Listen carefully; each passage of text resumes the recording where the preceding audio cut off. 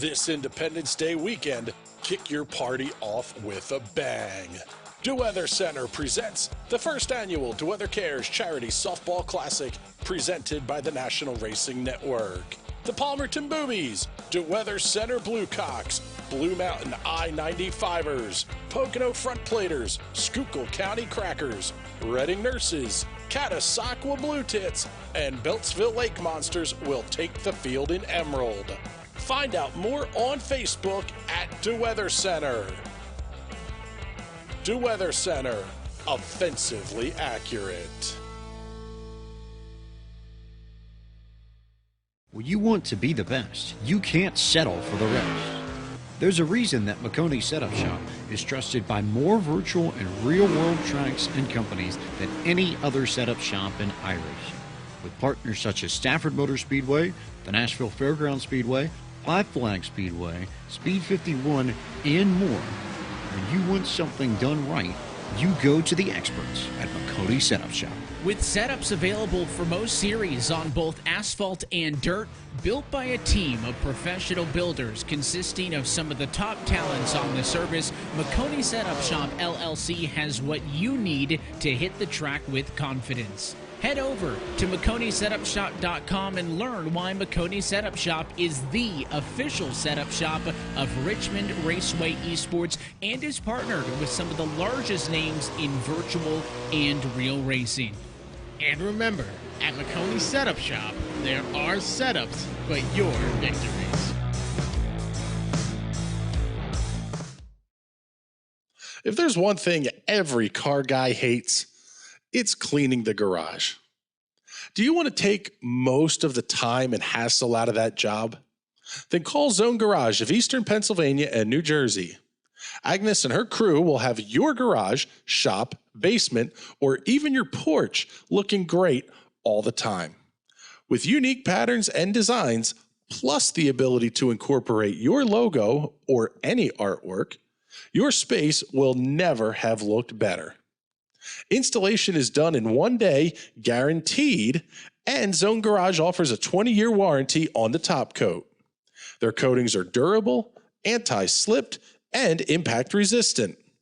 Give them a call at 570-856-6067. That's 570-856-6067 for Zone Garage of Eastern Pennsylvania and New Jersey.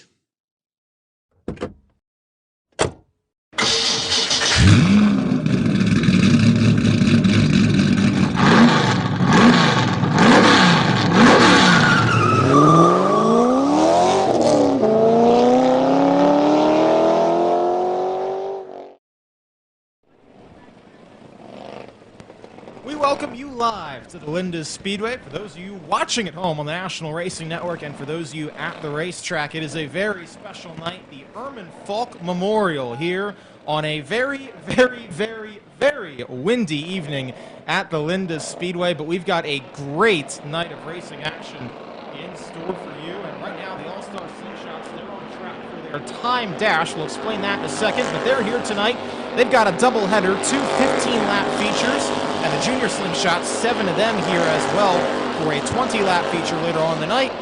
They'll be joined, of course, by the Mount Gretna Roller Rink 270s, as always, and the Hyper Racing Hoosier Tire 600s. They will be wingless tonight.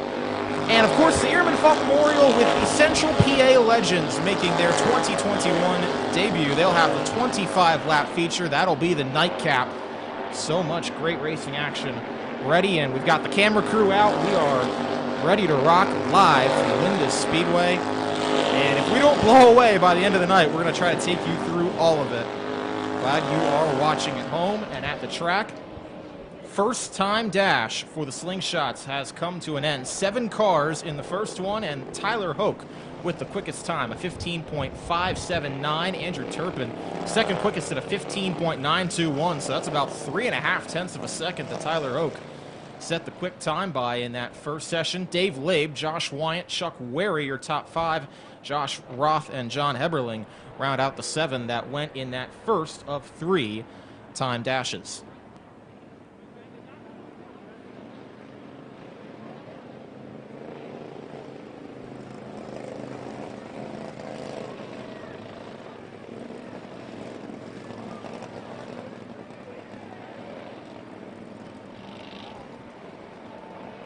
Second dash on track right now includes Carter White in the 14C, the 13 of Blair Shanley, Tyler Ulsh, Ronnie Spittler, Chase Bixler, Brett Bieber, and Brett Spittler, who was quickest in warm-ups that took place just a few minutes ago.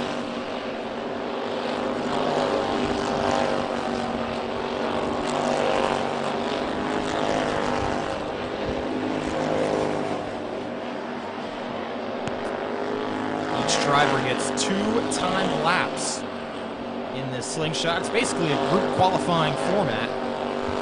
Take a look at the times. Ronnie Spittler in the second position, quickest of anybody, but still not anywhere near Tyler Hoek's time. Now Brett Bieber jumps up to second on his first lap.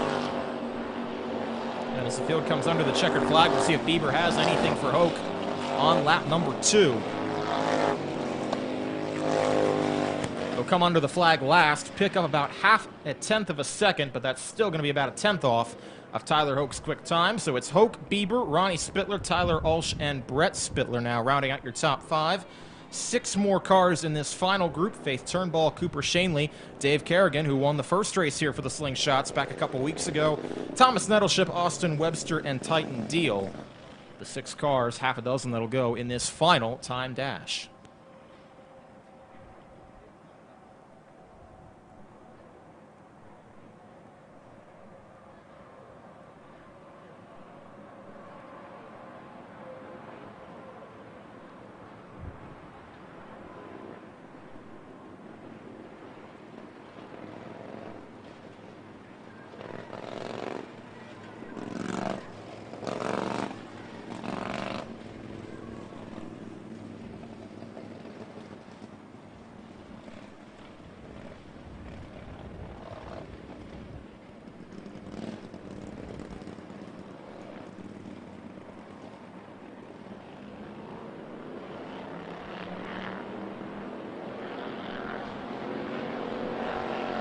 Only 4 cars out in this final time dash. They'll all take to the racetrack. Nettleship, Turnbull, Webster, and Kerrigan. Keep an eye on Dave Kerrigan for sure. He could have a threat for the fast time. Winner here in the opener a couple weeks ago. Also winner at Lanco from a few weeks back when they ran the All-Star Slingshots there. So he's had a pretty good start to 2021. Looking to continue tonight. And he does go to the top of the charts. A 15.560.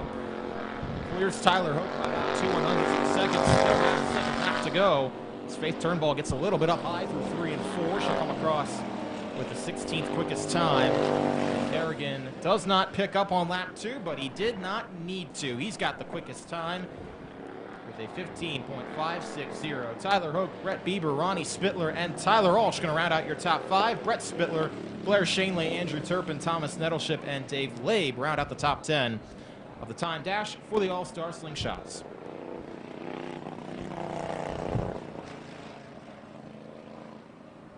So they will start heads up for the first 15-lap feature.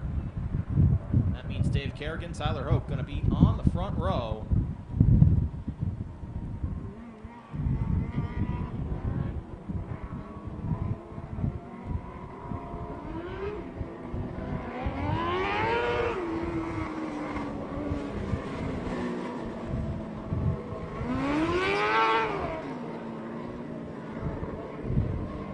Hyper Racing Hoosier Tire Wingless 600 is going to take to the track now for their off-lap session. Bear with them.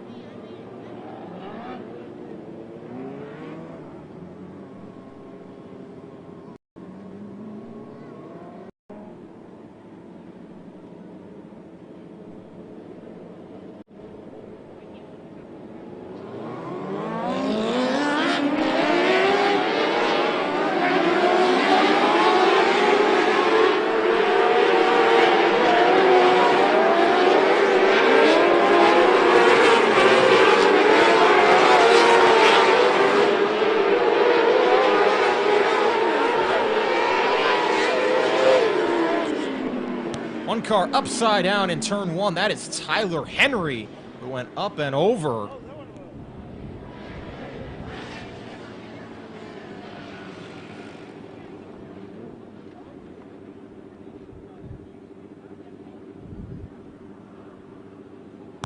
Crews get over on the scene to try and assist and get that car turned back over.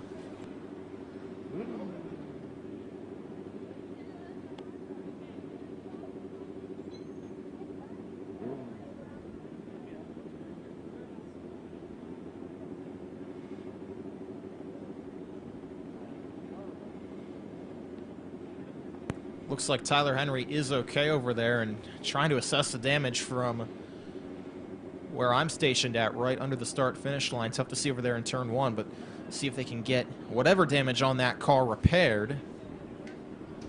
After it looked like he just lost it over there in turn 1 and got up on the bike and over.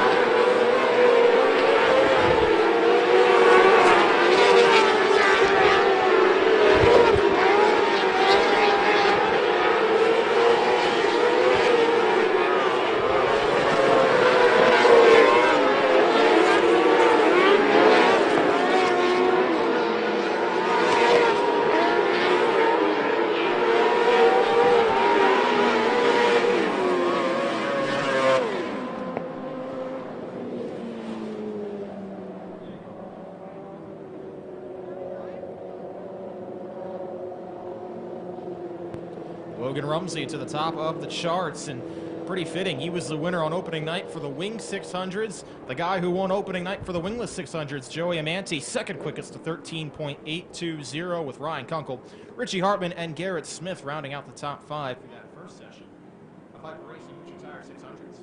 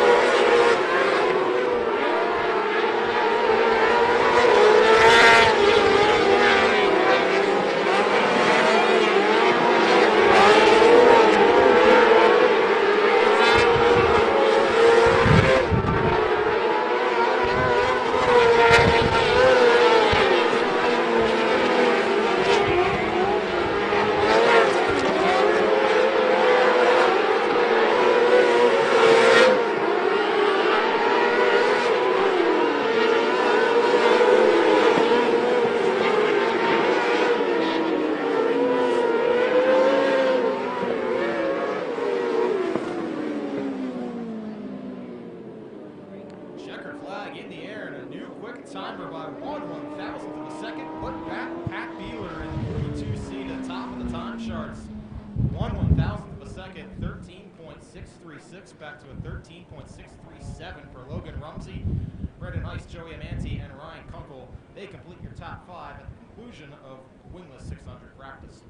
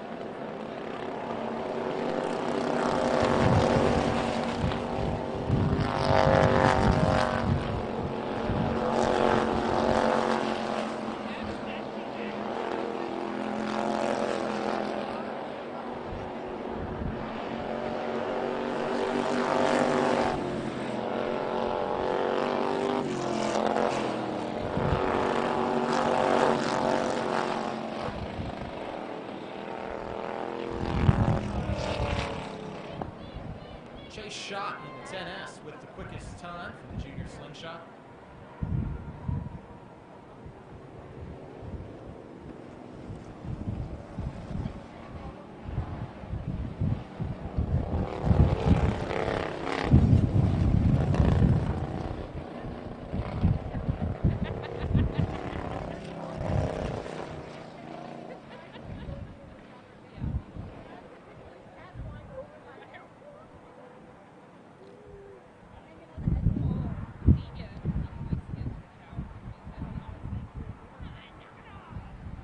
Chase Shot, Chase Zimmer, CJ Kim, Parker Hendricks, and Austin Crobeth, your top 5 for the junior Slingshots.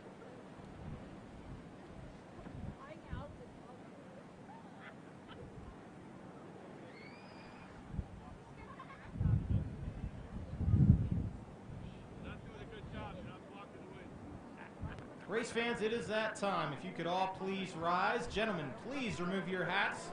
Look toward the American flag in turn 3 as we play our Star Spangled Banner.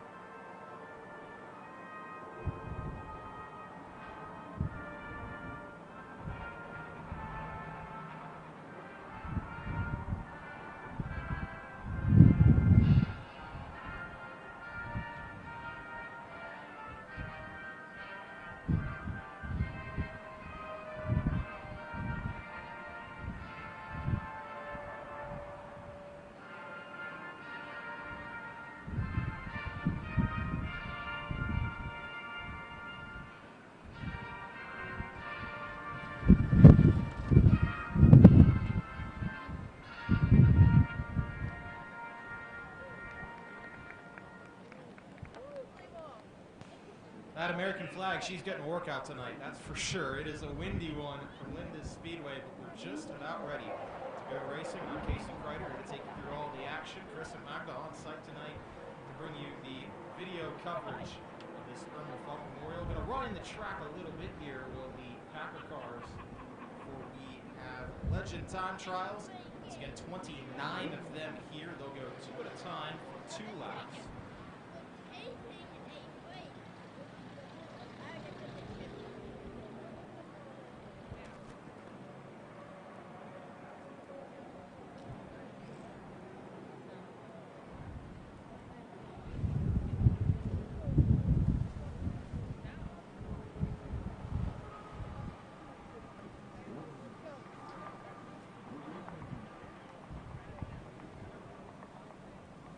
After the time trials, we'll have heat races for the Mount Gretna Roller Rink 270s. Then we'll have the first 15-lap feature for the All-Star Slingshots.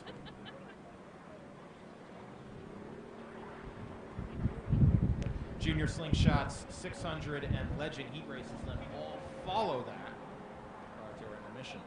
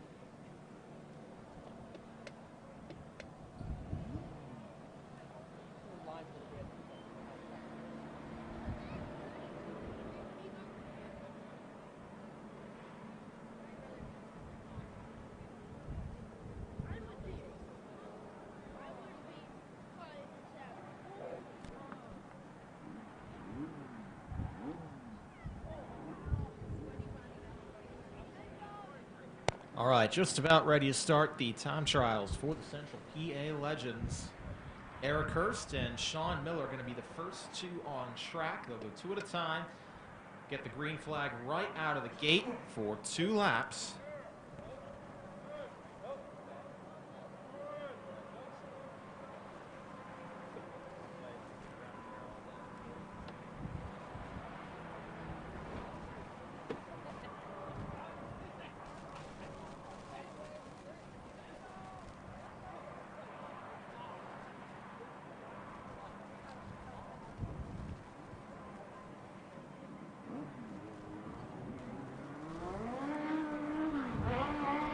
And here we go. Heads up all night for the Legends. So this will set the lineups for the heat races, and heat races will go straight up to the features. And round goes Eric Hurst in turn 2.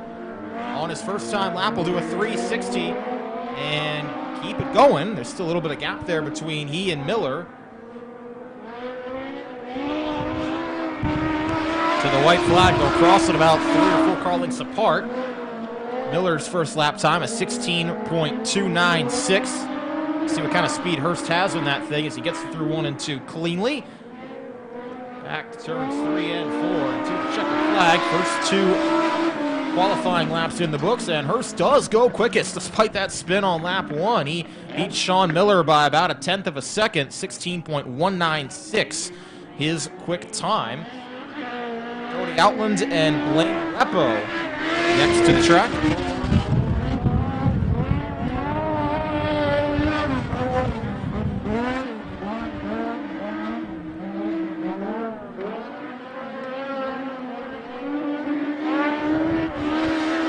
Stripe comes Outland for lap number 1, and he goes 15.922 second lap time. Blaine Leppo says, I'll do that. 1 better, make it 0.3 of a second better. 15.624 his time on lap 1.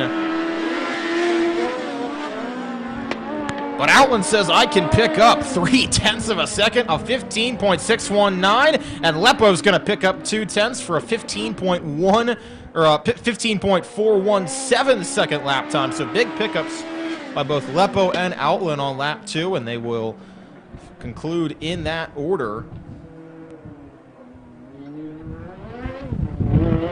Corey Phillips and Owen Dim to the track next. In hot laps earlier. Big push for Corey Phillips at the exit of turn number 2. Going to take it down the backstretch off to turn number 3. Slide it on in there. And almost overdo it. Coming back to the white flag. That might ruin his momentum coming back to turn 4 for lap 2. We'll have to see what kind of time he can put up. Meanwhile, Dim will go third quickest at 16.043. Well off the quick time set by Blaine Lepo. Coming back to the checkered flag is Corey Phillips, and he'll jump up to fourth, 16.117 second lap time for him.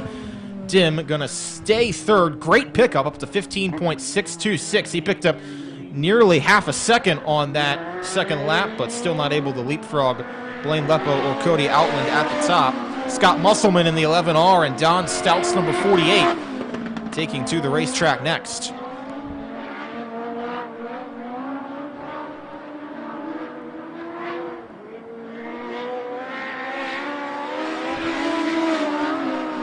Musselman puts the power down. He is 7th quickest. Stout's going to go 4th quickest to 15.714. Has to find about 0.3 of a second. Close in on the fast lap time for Blaine Lepo. Flag. Musselman will get it first. He will stay 8th now. And Stout is going to stay 4th. Neither driver could pick up on lap number 2. Vincent Wenwick and Landon Lewis going to take to the track as this 5th group of legends.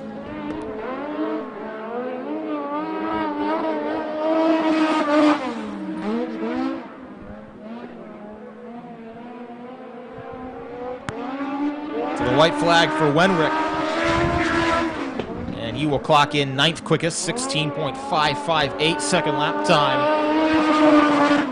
Lewis will go to 5th, a 15.728, right there around that cluster. From 2nd through 5th, all separated by about 1/10 of a second. To the checkered flag comes Wenrick. He'll stay 10th.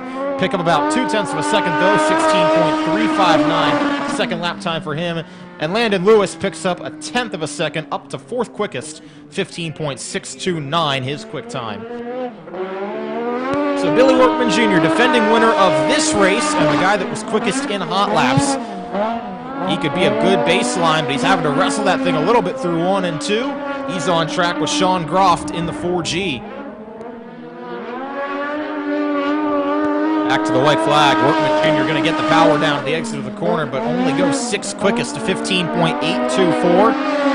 Let's see if he can find a little more speed in it for lap 2. Sean Groft, a 16.171 second lap time, puts him 8th on the time charts. And Workman's going to come around, and he will go to the top of the charts. A 15.333 second lap time, all but half a second pickup on lap 2 for Billy Workman Jr. Found what he needed. That car looked a little bit unstable through 1 and 2 that first time by. Was still able to get the power down, but he cleaned it up on lap 2, and it paid off. Tyler Croft and Hunter Yeaney on track.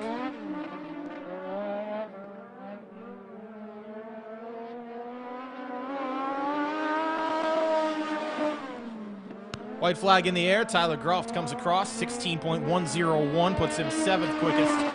Yeaney going to go to 7th now at 16.090. See if either driver picks up on lap 2. Groft will stay 8th. Slow down about 0.3 on that second lap. And Yeaney does pick up to the 6th quickest time, 15.685. A lot of drivers from about 3rd through 7th, right within that 15.6 to 15.7 second lap time. Stephen Wurtzer, Nikita Johnson on the track now, number 14, number 1.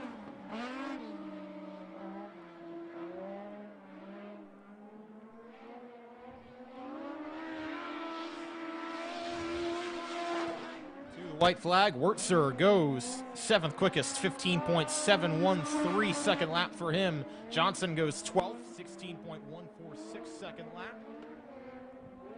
The checkered flag. A little bit high through 3 and 4, but tries to get the power down off the exit. Will not go quicker, though, on lap 2. He'll stay 7th. Johnson going to go to 6th quickest, 15.643 second lap. Good pickup for Nikita Johnson in the 1. Quinn Trimmer, Chris Transo now on to the racetrack.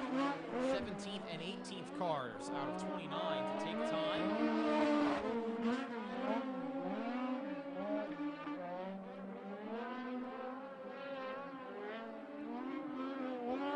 White flag is out. Trimmer comes under first. He's going to be 12th quickest, a 16.120 second lap for him. Transo goes 10th quickest, 16.023. That car was quick in hot laps. Maybe expect a big pickup on lap 2 if he can get the power down. Here's Trimmer, 10th quickest. Nice pickup to a 15.856 second lap time. Transo does not pick up on the position chart. Did pick up about a 10th of a second to a 15.945. But he will stay 11th. It'll be Aaron Updegraff and John Snavely on track now. And Updegraff nearly over-rotated it through 1 and 2. Hangs on to it.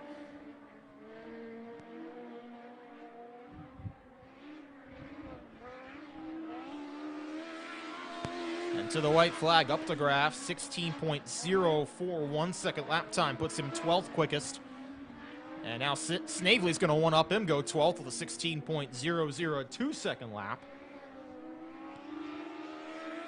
Updegraff off turn 4, going to see if he can pick up, and he will by a decent amount, up to the 10th quickest time, 15.774. Snavely does a similar pickup on lap 2, up to a 15.688, and that's 8th quickest.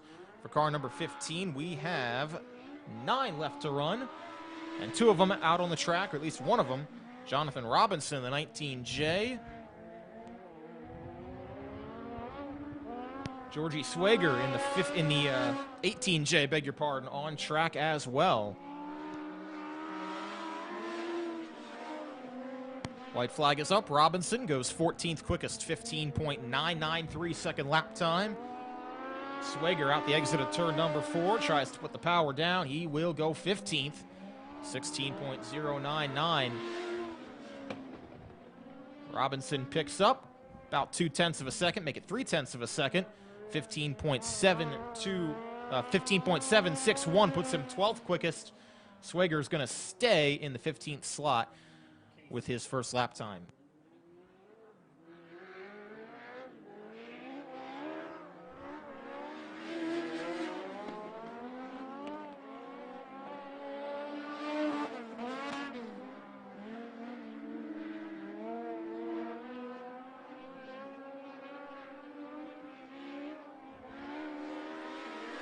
Robert Stahl and Travis McClellan on the track now. Stahl goes 15th quickest, and McClellan up to 4th, a 15.621 second time.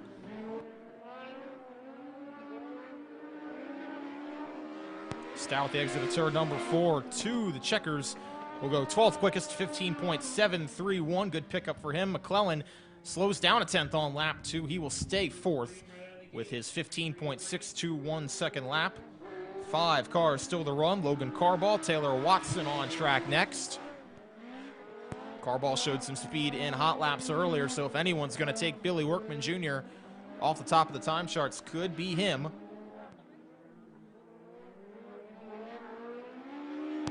To the white flag, though, trying to get the drive off turn 4. Power down, and Carball 22nd quickest, 16.218 second lap time. And Watson goes 26th quickest, 16.712. He had a moment at the exit of turn 2 on his opening lap.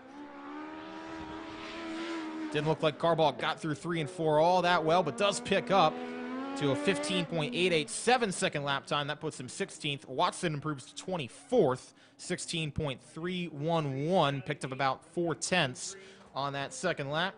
Tyler Kaler, Randy Getz, and Logan Jones, the final 3. The first of those 2 on track now.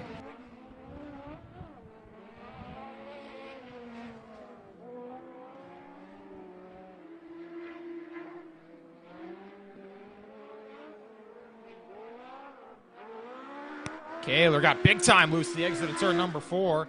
Hangs onto it, but he will go 27th, and that might ruin his second lap as well. Getz, though, not able to pick up either. This track really slicking up, and Getz goes around in turns 1 and 2.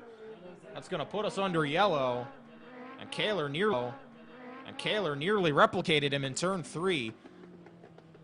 Both those cars not quite to their liking.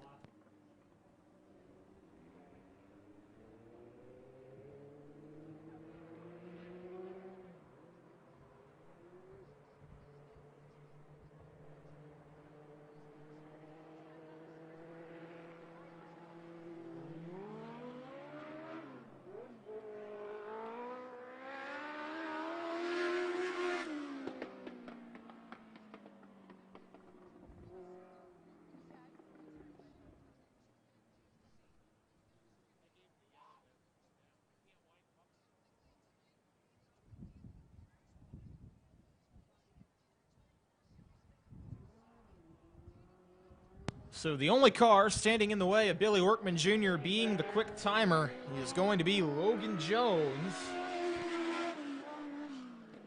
29th, final car to take to the racetrack. And we'll see if Jones has anything for Workman's quick time or where he can slot in. Off the exit of turn 4 to the white flag, Logan Jones gonna go 18th quickest, to 16.012 for him. If he can find a couple tenths, he might be able to move positions.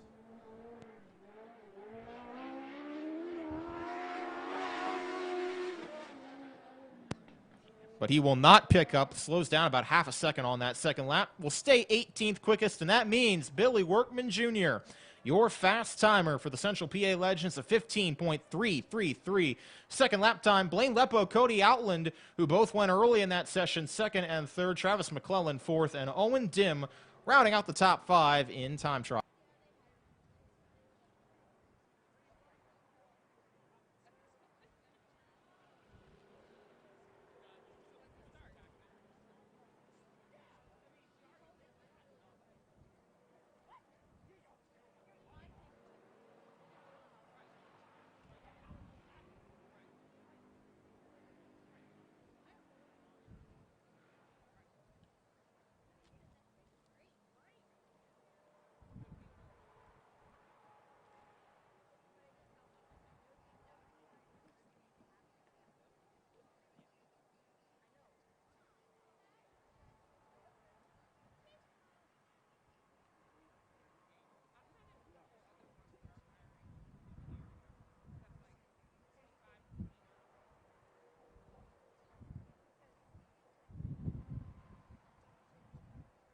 So we will have the first of 2 heats to the racetrack for the Mount Gretna Roller Rink 270s. They will come out momentarily.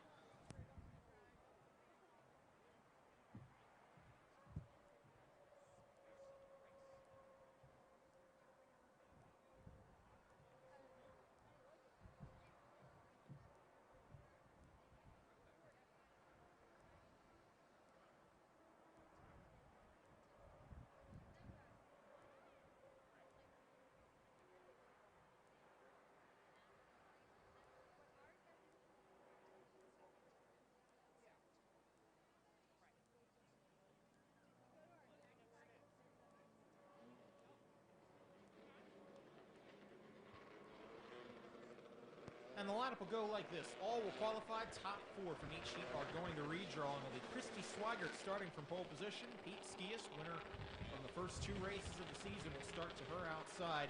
Then it'll be Mike Boyer, Dakota Bartlett on row number 2. Bartlett nearly won the Wingless 600 race here a couple weeks ago. Chase Walker, Trent Eberhardt will start on row 3. Dan Boyer and Brandon Height will out that parking to the back to row 4. John Wagner Jr. in the 3X will start on the 5th and final row, all to himself.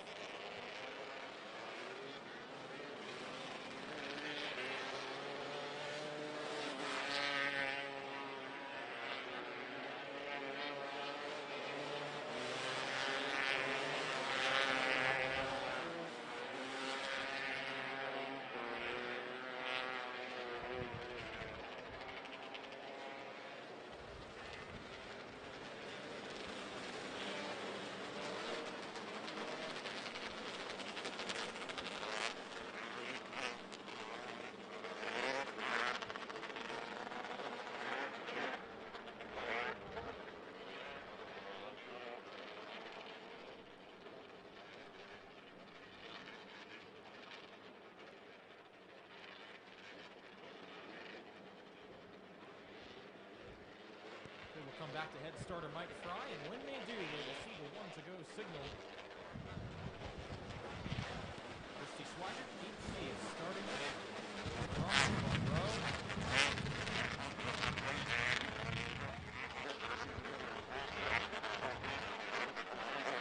Two left six starts so they'll come at the exit of turn number 2, working their way down.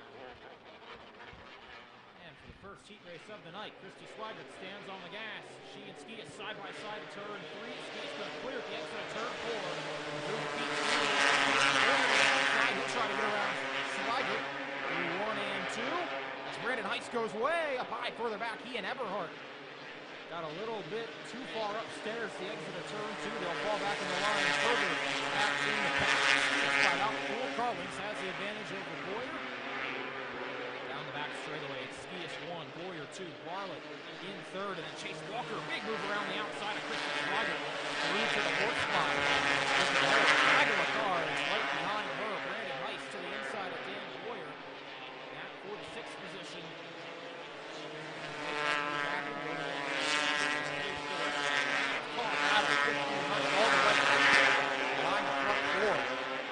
Heist on the inside, going to pull his way through. Skias comes back to the cross flat.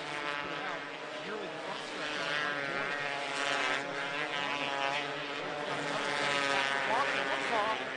Turn 1, that is Chase Walker. He will go to the infield with an issue. Big green.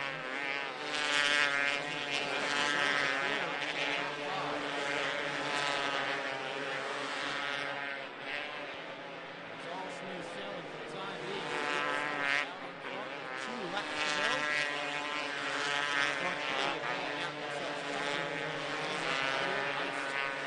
For that opening lap excursion. Worked his way back to the white flag. Final lap for him. Eberhardt got it. Swigert and Rogers got it for 2nd. Until the checkered flag, Pete Skias going to win the first heat race of the night. Mount Gretna rolling at 270. Boyer comes on 2nd. Then it will be Bartlett and Heist. Boyer going to hold off Eberhardt for 5th. Swigert going to hold off Wagner for the 7th position with Chase Walker failing to finish. He will come home in 9th position.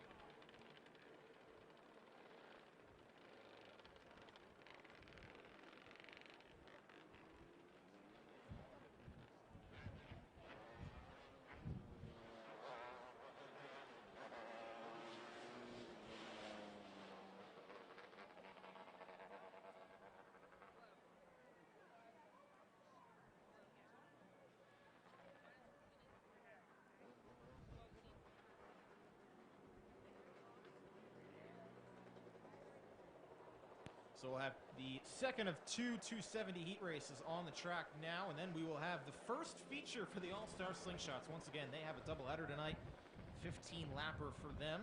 We'll get into heat races for the Junior Slingshots, 600s, and Legends prior to our intermission, and then when that concludes, we'll have the 20-lap feature for the Junior Slingshots, Slingshot, All-Star Slingshot heat races then. For the second feature, there'll be 8 laps in distance. We will have the Consi for the Legends, I should say, following that. And then we will get into the final 4 features of the night. The Mount Gretna Roller Rink 270s will go out first. Then it'll be the second feature for the All-Star Slingshots. The Hyper Racing Hoosier Tire Wingless 600s, and then the Ehrman Faulk Memorial for the Central PA Legends will round out the night here at Linda's Speedway. So still have a lot more racing action in play for this evening. The second heat race is on the track now. JT Ferry in the 18T starts alongside Jimmy Wagner on the front row. Ben Stoles and Matt Fernsler start in the second row. And then we'll have the quick timer from Hot Laps. Nick Skias starting inside row 3 in that 16P machine. Ernie Newmaster to his outside. And then it'll be Brittany Zeller and Austin Miskowski in row number 4. Once again, top 4 redraw.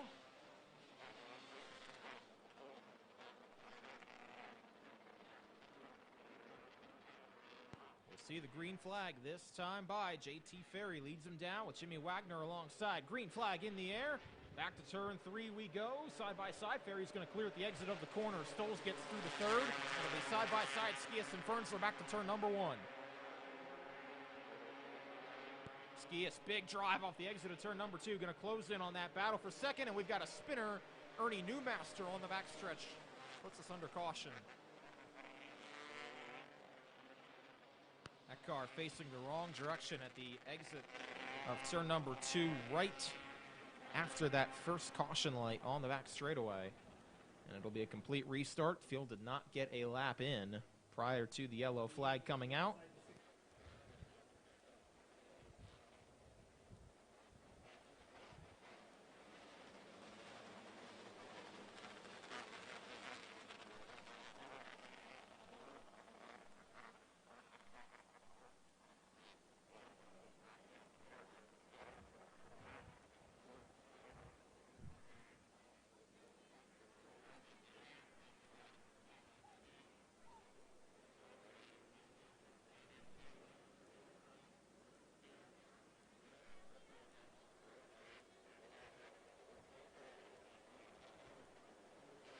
Lights will go out, and once again, JT Ferry, Jimmy Wagner out in front on the first row.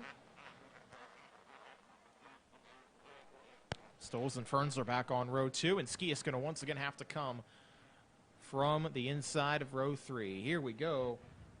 Green flag in the air. JT Ferry leads them down. Back to turn 3 they go. And he's going to hang on to the advantage over Wagner, and almost a carbon copy of that first start. Front 3 gets single file, and then Skias and Ferns are side by side, and Skias gets another great drive back to turn 3. He'll pull inside Ben Stoles out for the 3rd spot, and he'll complete that pass off the exit of turn 4.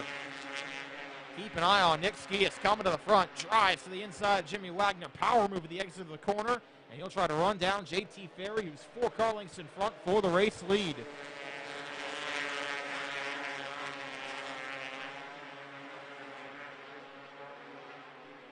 Whoa, in the wall. Jimmy Wagner is going to go up, nearly upside down, come to a stop on the back straightaway, and we are under the red flag.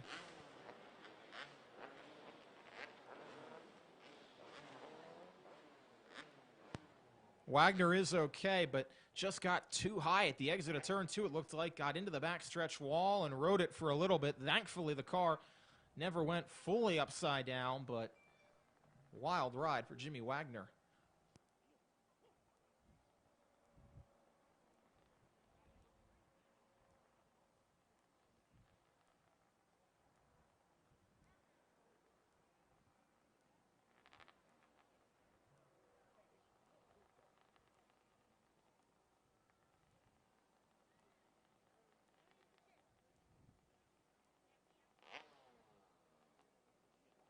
One thing to keep in mind, and this could be a theme for the rest of the night, the wind is blowing in that direction at the exit of turn 2 down the back straightaway, and you almost can't help but wonder if maybe that had a little something to do with that incident there. But looks like Wagner is okay. Carr may not be, though. They'll push him back.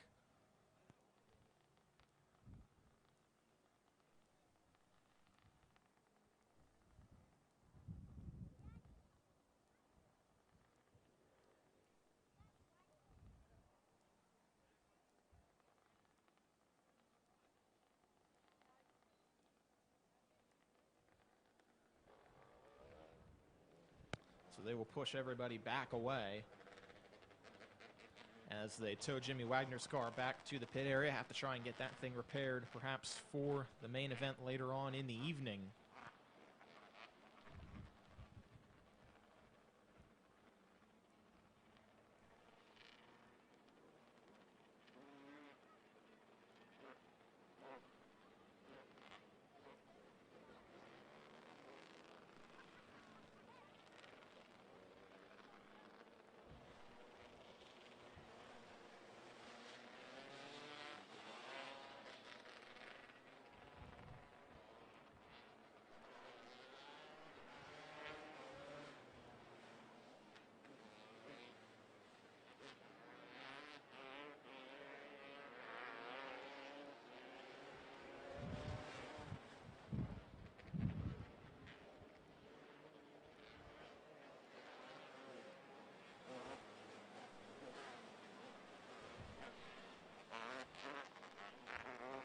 this is going to give Nick Skias a fresh shot at JT Ferry. He was closing in, but now he's going to get to close right to the back bumper.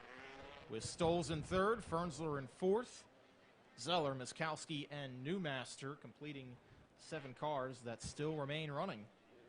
Once again, top 4 got to be eligible for the redraw position, so that's a battle to keep an eye on, in addition to the one up front.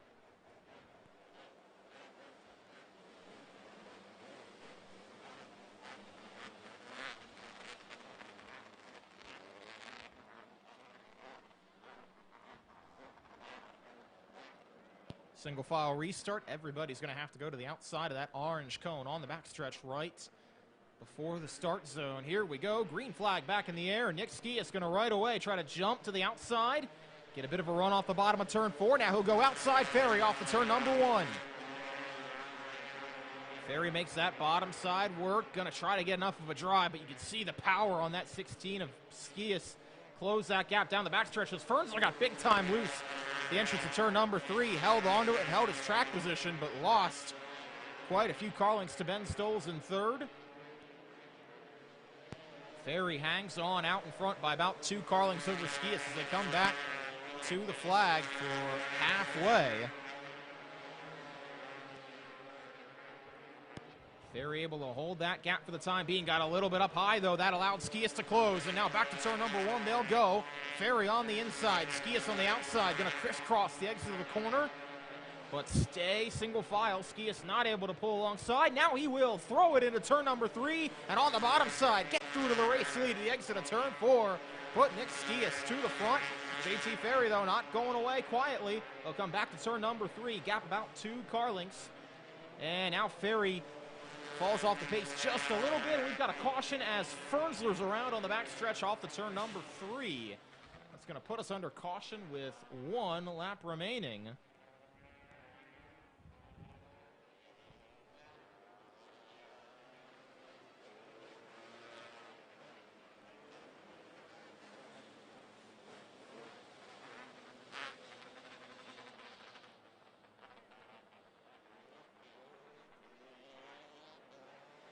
They get Fernsler fired off. He'll rejoin at the tail, but he'll have 1 lap to try and make up that track position that he lost.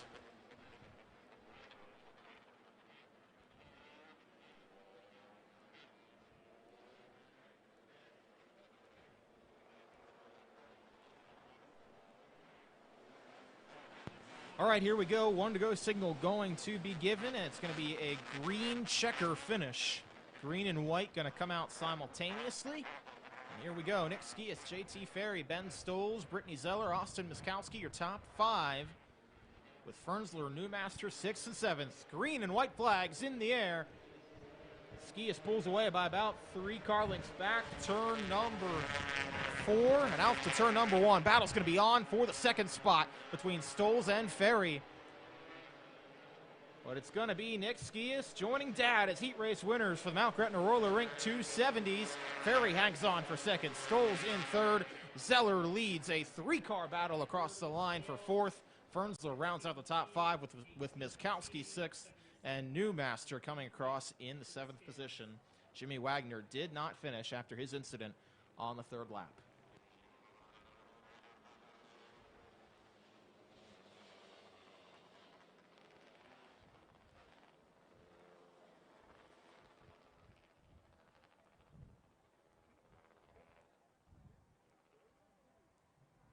All right, here we go. Don't usually get to say these words early in the evening, but it is feature time at Linda Speedway for the All-Star Slingshots, at least the first of them. Once again, they will have a doubleheader tonight, 15 laps apiece. And the lineup is going to go off like this. It's set heads up from the time dashes earlier in the night.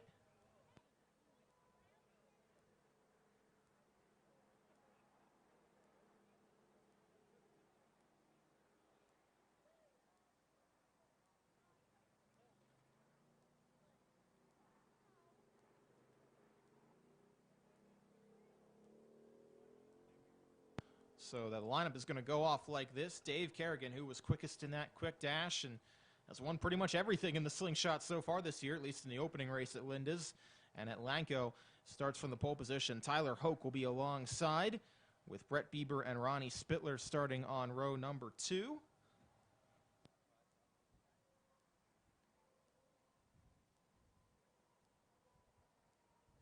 Those are your front 4, and that's Tyler Ulsh, Brett Spittler, who was the quickest car in hot laps. He starts from the 6th position. Blair Shanley, Andrew Turpin line up on row number 4. Thomas Nettleship in the 16T and Dave Labes, number 18. They line up on row 5.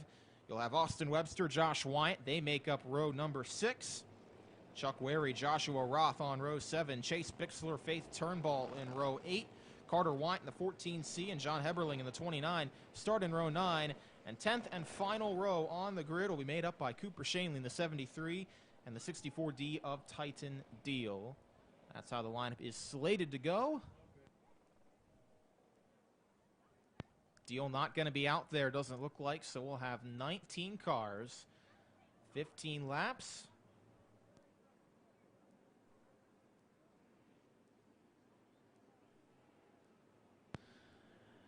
And let's play 2, shall we? Dave Kerrigan, Tyler Hoke on the front row for the opening feature of the evening for the All-Star Slingshots.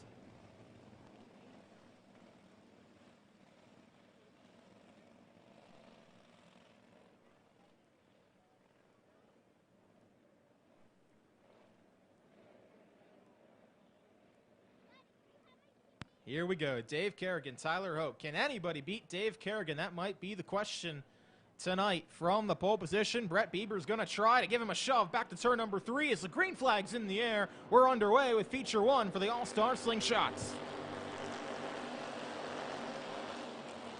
Bieber and Hoke going to be left to battle for second. Hoke gets a little up high. That car's off the pace. The exit of turn 2. He's got an issue. Everybody's going to come to the inside and clear, but big-time problems for Tyler Hoke. And we'll see if he pulls off at turn 3. Starter has the yellow flag in hand in case he doesn't, but he will. He's going to get fully out of harm's way, and we stay green. Dave Kerrigan out in front, and he's already put a nice margin on Brett Bieber. 1.4 seconds in 2 laps. The advantage for Dave Kerrigan back to turn number 3. Battle on for the 4th spot. Andrew Turpin having a peek inside Tyler Ulsh. They'll race through 3 and 4. Ulsh going to hang on to the spot for now. Side by side, a little further back, Thomas Nettleship and Dave Labe. That's the battle for the 8th position, but Dave Kerrigan is setting sail.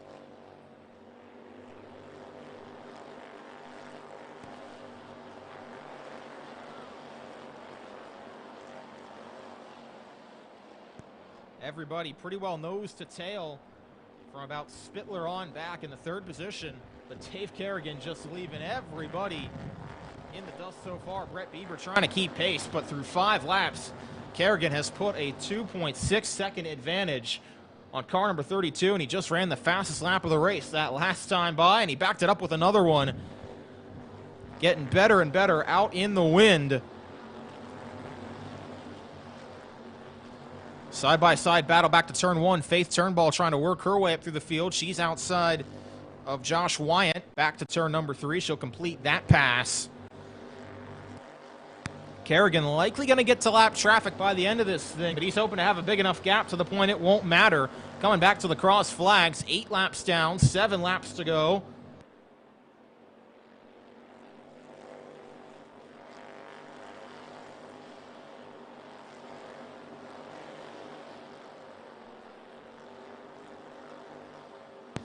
Side-by-side battle, Labe and Shanley continue. That is the one for 7th down the backstretch off to turn number 3 as Kerrigan's going to get into some heavy-duty lap traffic. He's going to have about 5 cars directly in front of him.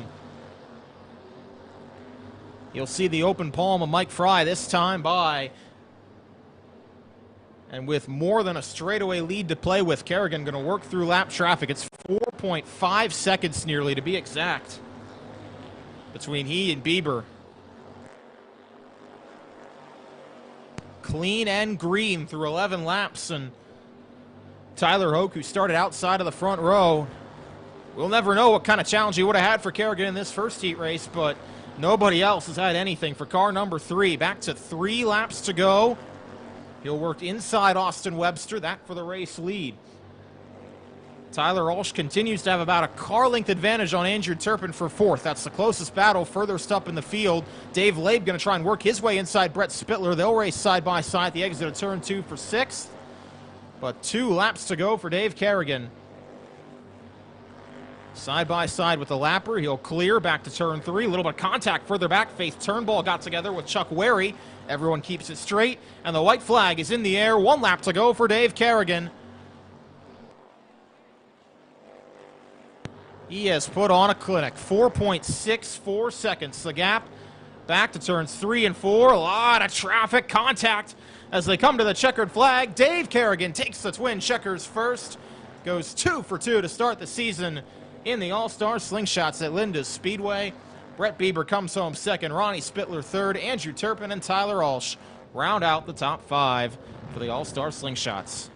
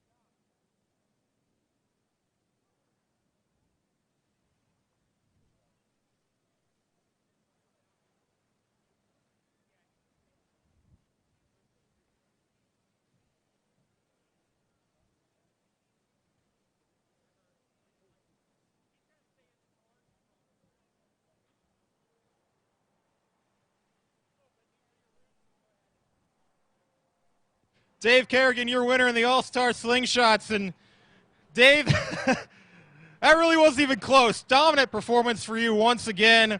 Take me through how you were able to hang on and just put on such a clinic. Well, obviously the time trial really good. The car is, so far at the beginning of the year, has been super.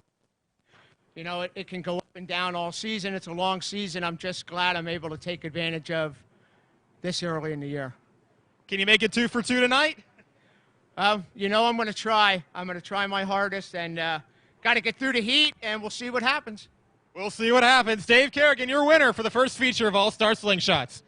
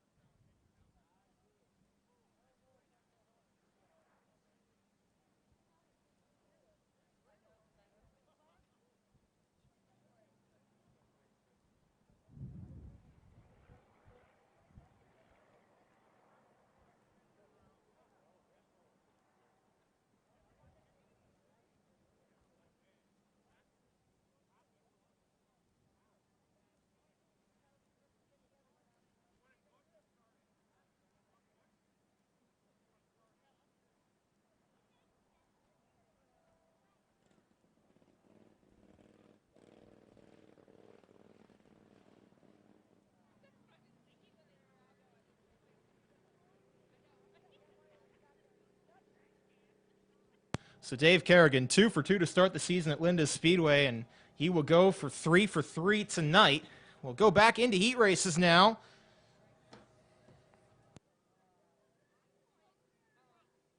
Going to start with the heat for the junior Slingshots. They will be up first.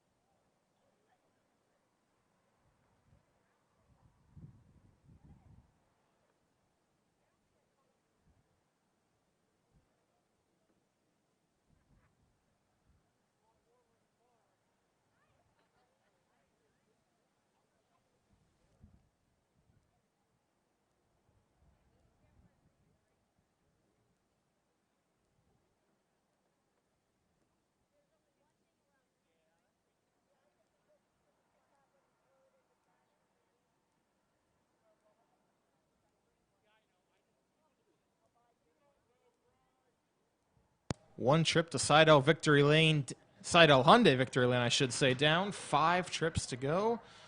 And once again, just about to get the heat races resumed for the junior Slingshots. They're up first.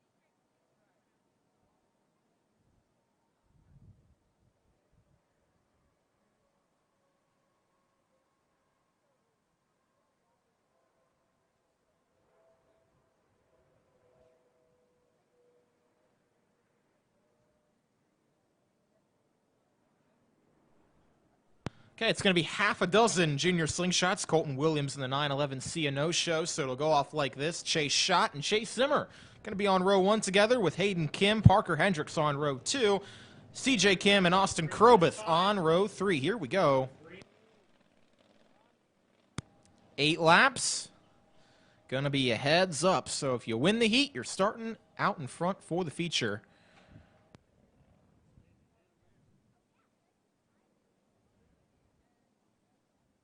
Chase Schott going to lead him down. And green flag is in the air. We're underway. Schott, who was quickest in time or in hot laps earlier this evening, gets away to the point.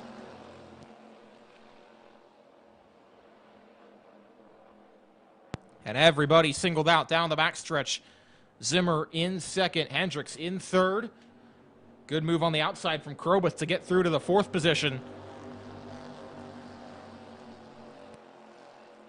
Chase Zimmer, though, trying to close in on Chase Schott down the back straightaway. Gap is about a car length. Zimmer on the bottom side, runs about a lane lower, going to come off the exit of turn 4, nose to tail under the flag stand. 2 laps in the books. Here comes Zimmer at the exit of the corner. They will continue to race nose to tail off to turn 3. Zimmer on the inside. Still not able to pull alongside down the front stretch and off to turn 1. Battle on for the 4th spot further back. Austin Krobeth having to hold off a hard-charging CJ Kim. Back to the cross flags, and still the gap remains about a car length between Schott and Zimmer. Back to turn number 1, side-by-side battle on for the 4th spot. Kim on the inside, Krobeth on the outside, and Kim going to clear just about off the turn number 3. Now he'll complete that pass. Move car number 18 through to the 4th position. Chase Zimmer thought he might have something for Schott coming off the exit of turn number 2, but Schott pulls the gap. A few more car lengths back to turn 3. Coming back to the Twin Sticks. 2 laps to go. Fierce battles for 1st and for 4th.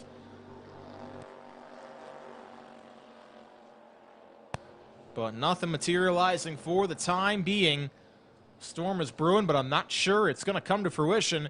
To the white flag, Chase Zimmer is going to have 2 more sets of corners to get past Chase Schott.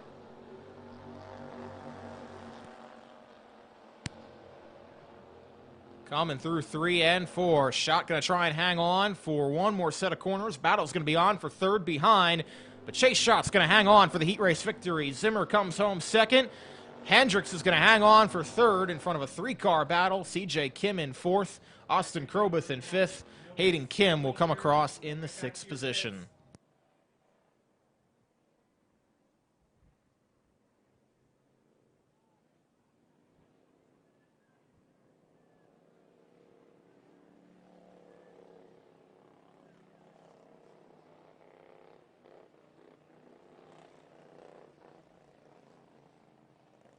Hyper Racing Hoosier Tire Wingless 600 heat races will be up next. They will take to the racetrack here. So Slingshots get off.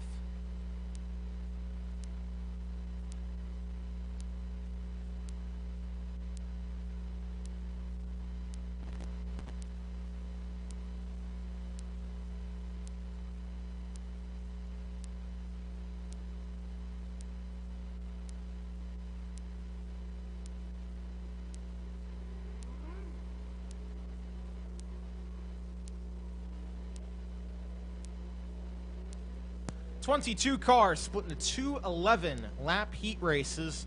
And here's the lineup for the first one. Ben Ernst is going to start from the pole position in car number 49. Trent Warner alongside in the 98T. The big show is back for an encore after his win 2 weeks ago. Joey Amante starts inside row 2 alongside the defending champ Brandon Heist. Richie Hartman, Dakota Bartlett in row 3. Logan Road, Fred Heinley, row 4. Jordan Marrero and Corey Sechrist on row 5. Jeremy Harshman going to round out the field in 11th. Going to come to the green flag this time by for the first heat race for the 600s. Green flag in the air. Back to turn 3 they go. Ernst's going to get through to the lead. Amante through to second. Richie Hartman on the inside. He's going to get through to the third spot. Side by side further back. Heinley on the outside, trying to make a move happen up there. Amante going to try and work his way inside. We've got contact in 2 cars further back that got tied together, and I believe it's Sechrist and Road back in turn number 3 who got stuck together.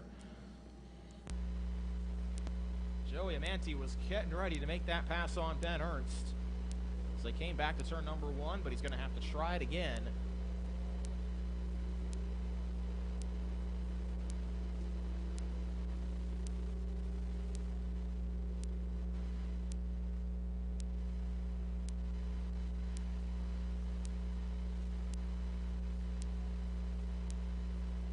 Those cars seem stuck together pretty well. Sechrist and Road over in turn 3. They'll get them detached, and if there's no damage, they'll continue.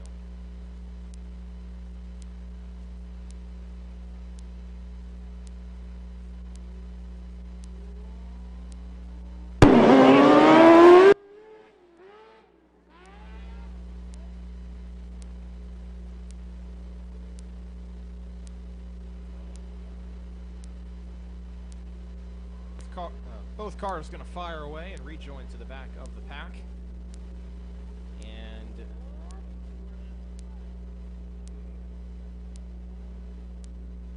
Rhodes will hop in front. Field is good. 1 to go signal given. Lights are out. Here we go. Ben Ernst out in front, but the question may be for how much longer, because Amante was coming prior to that yellow flag. He's got Richie Hartman, Dakota Bartlett on his tail. Green flag back in the air. Back to turn 3 they come. Ernst by about a car length, but Amante trying to make that middle lane work. At the exit of turn 4, get the power down, and they'll race back to turn number 1. Amante gets a good drive off turn 2, gonna throw it into turn 3, and Joey Amante to the race lead through turn number 3. Brandon Heist having a look inside. Dakota Bartlett that for the 4th spot. Hartman trying to have a look inside. Ernst for 2nd at the exit of turn 2. They'll race side by side down the backstretch, and Ernst going to fall back into line in 3rd as Hartman gets through to the runner-up spot. Side by side, the battle continues. It's going to be a 3-car battle here as Heist throws it in inside of Ernst. They're going to race nearly 3 wide off the backstretch. Bartlett had to give, and he'll go to work on Ernst for 4th. Back to turn 3. Cross flags are out. Joey Amante by 4 car lengths back to turn number 1. Ernst on the inside, Bartlett on the outside. They'll race the exit of turn number 2. Heinley in 6th. Marrero in 7th, but no battles developing there. The closest one is the one for 4th, but Bartlett looks like he's got that one covered now. Richie Hartman, though, going to try and close the gap on Joey Amante, reeling that 88 car in, back to the Twin Sticks. 2 laps to go. It's Amante by 4/10. Hartman trying to close that gap. Top 6 redraw, everybody qualifies. This fight for the heat win is the one to watch, and we got 2 cars around in turn number 1 and 2. One of them is Logan Road, and I think the other is Jeremy Harshman, and another car around in turn 3. That's Ben Ernst, I believe, who spun in a separate incident at the opposite end of the racetrack.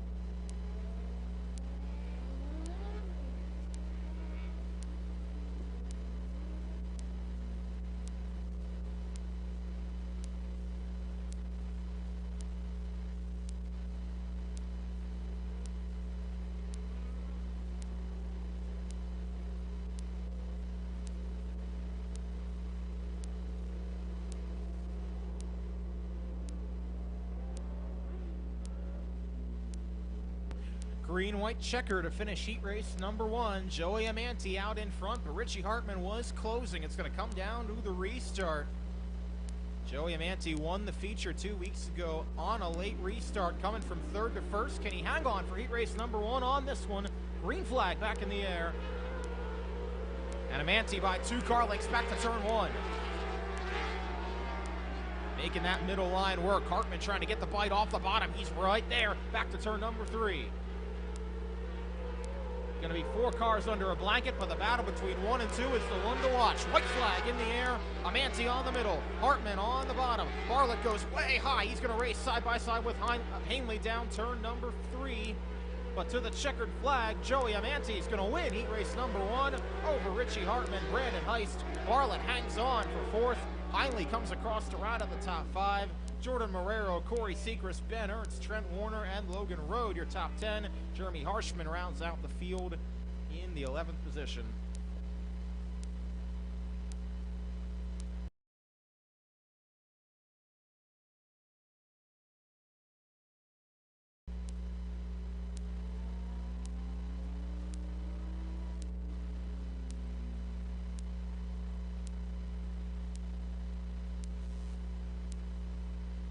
Once again, got to be in the top 6 to be eligible for a redraw position, so keep that number in mind for these Wingless 600 heat races. Second one's going to take to the track in just a moment.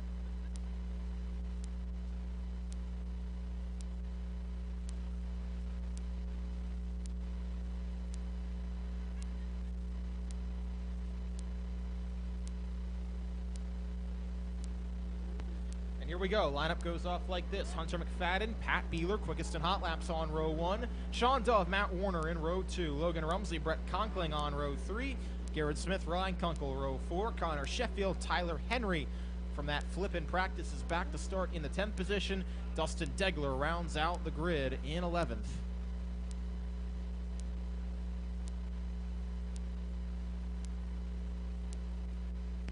Let's do it again. Heat race number 2, second and final for the Hyper Racing Hoosier Tire Wingless 600s.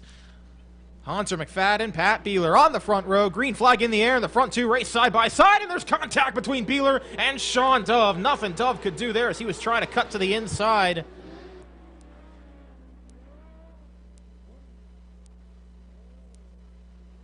Beeler looked like he was going to try and cross under McFadden at the exit of turn 4, and Sean Dove tried to fill that gap. The 2 cars came together, and Dove is going to regroup to the back of the pack.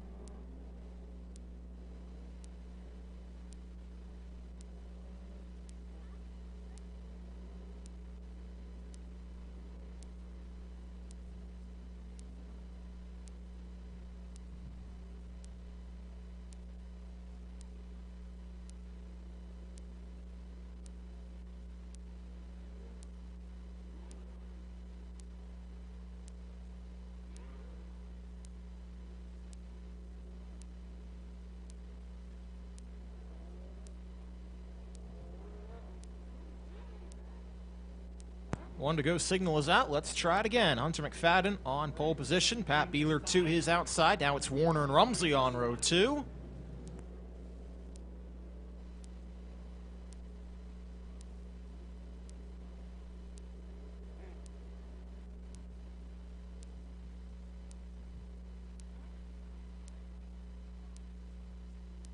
And ever slowly, they'll creep to the backstretch start zone and stand on the gas pedal. Hunter McFadden, field in his control. Beeler going to try and set up another pass, perhaps, back to 3 and 4. Green flag in the air. Beeler's going to have the same move. There wasn't a car there that time, and he's going to power through to the race lead. Pat Beeler back to turn 1. Rumsey through to 3rd. He might have 2nd by the time they get off turn 2. They'll race side by side down the backstretch off to turn number 3, and Rumsey's going to have, well, not quite. They'll race side by side. McFadden hanging tough on the high side, with Rumsey on the bottom, but Rumsey looks like he's going to clear at the exit of turn number 2. Side-by-side battle on for the 5th spot. That's Connor Sheffield battling inside of Garrett Smith. They'll continue to race side by side off the exit of the corner as Rumsey tries to reel in Beeler for the race lead. Beeler really gets a good drive off, though, and is able to pull away back off the exit of turn number 4. He's gapped Rumsey by about 6 car lengths off the turn 1. McFadden in third, Warner in fourth, and then the battle for fifth between Sheffield and Smith. Back to the cross flags, and one car up in smoke down the back straightaway. We're smoking heavily. That is the 28 of Degler. That car is smoking a ton, still going. Where there's smoke, there might be a little fire. He's going to keep it on track for now. Green flag remains out. 3 laps to go. Side-by-side battle on for the third spot. Warner inside, McFadden back to turn 3.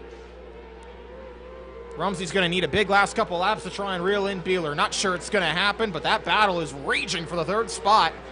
It's 5 cars under a blanket, 3rd through 7th.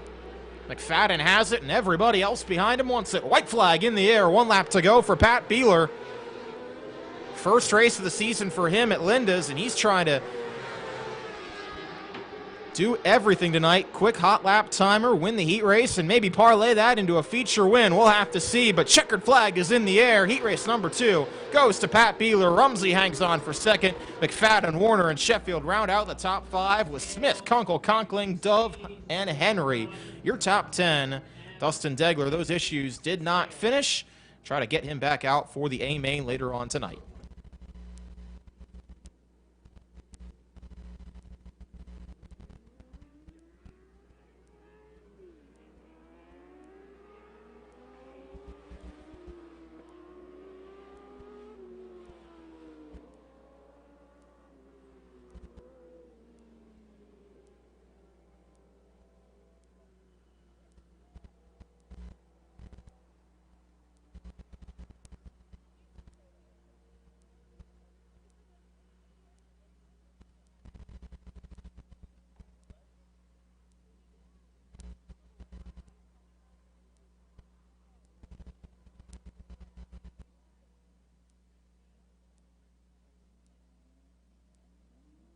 So there is some high stakes for these Central PA Legends for their heat races. 3 of them, 29 cars here tonight. That means only the top 6 qualify. Everyone else is going to go to the B main. First lineup will go like this. They start straight up from their time trials.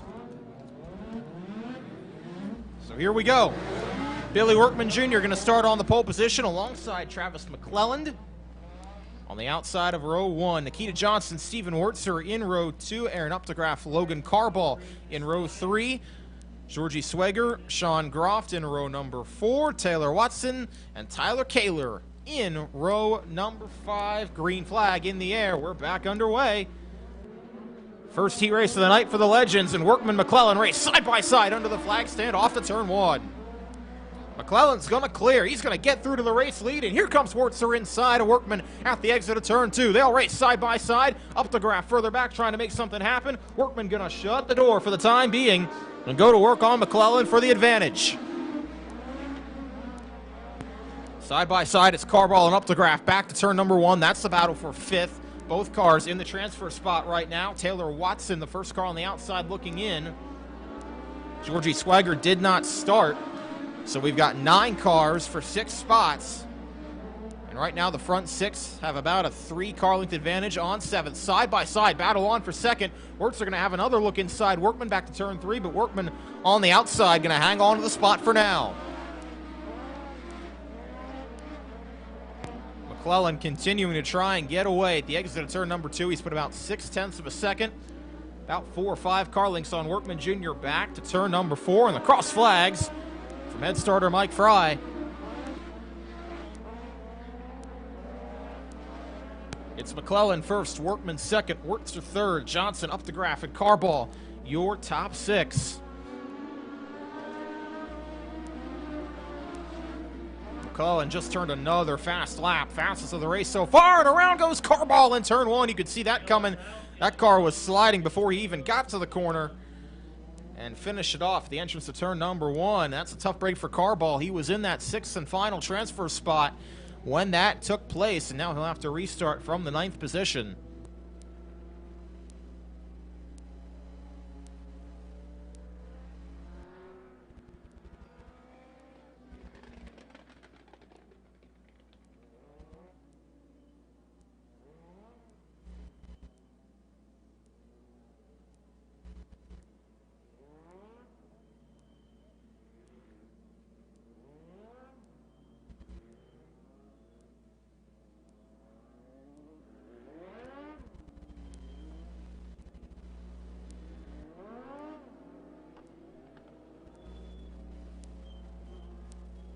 Field will come back to the green flag, this time by Travis McClellan, Billy Workman Jr., your top two. Then Steven Wertzer, Nikita Johnson, Aaron Updegraff, the top five. And the final transfer spot belongs now to Taylor Watson, Rashawn Groff, Tyler Kaler, and Logan Carball trying to get into the transfer spots. Green flag back in the air. We've got 3 to go in the first heat race.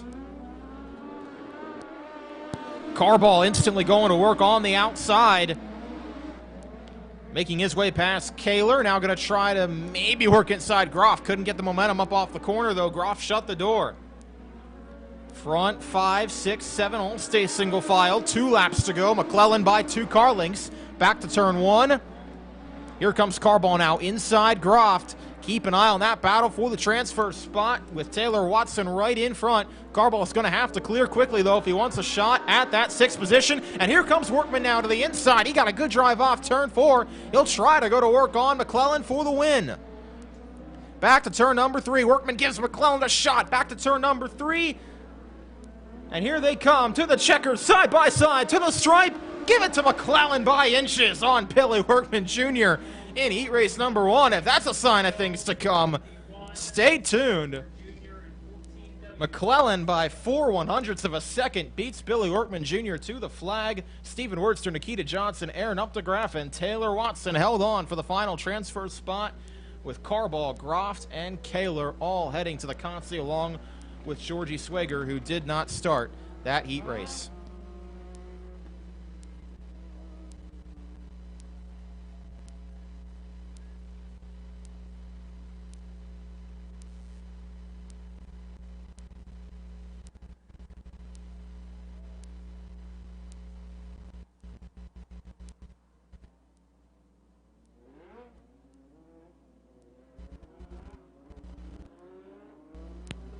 Here comes the second heat now for the Legends.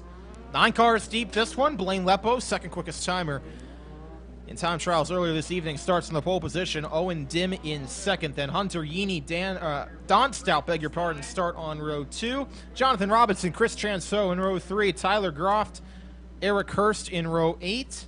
Scott Musselman, Randy Getz in row number 5. 10 cars, here we go. 8 laps and 6 transfer. Green flag back in the air. Lepo gets loose off the exit of turn 4. That's going to open the door for Dim to try and get through on the inside. And they'll race side by side off the corner. Here comes Stout. Big move to the inside. He gave a shot to Dim off to turn number 3, and they continue to race side by side as we've got a caution as one car is stopped on the backstretch. Eric Hurst in the 25 has come to a stop next to the outside wall.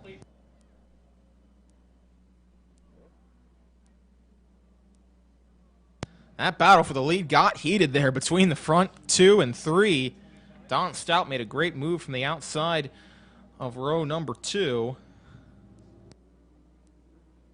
But it's going to be a complete restart since they did not get a lap in.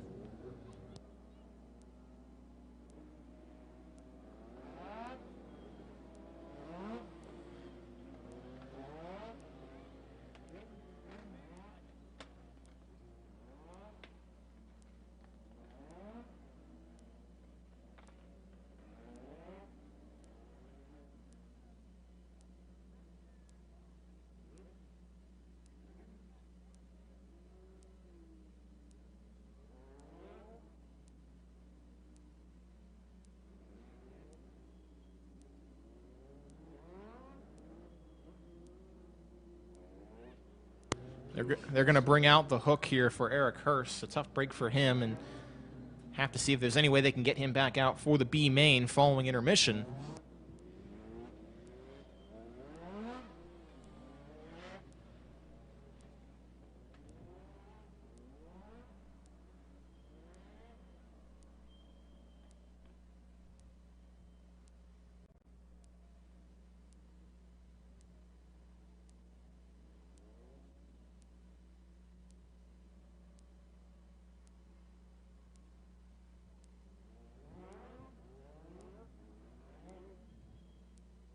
Randy gets pulled off the exit of turn 2, so an apparent issue for that car as well. He's taking it back to the pit area. We'll have 8 cars, looks like, left to settle this one.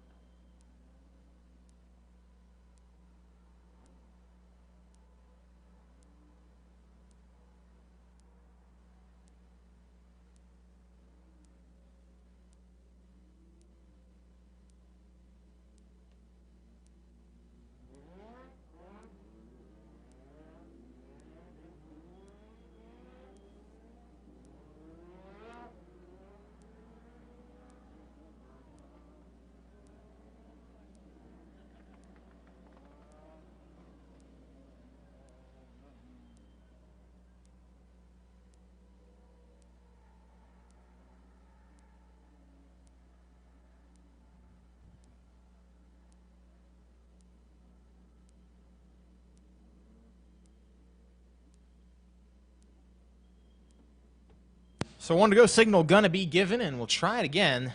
See what happens in that battle up front here with Lepo and Dim on row 1.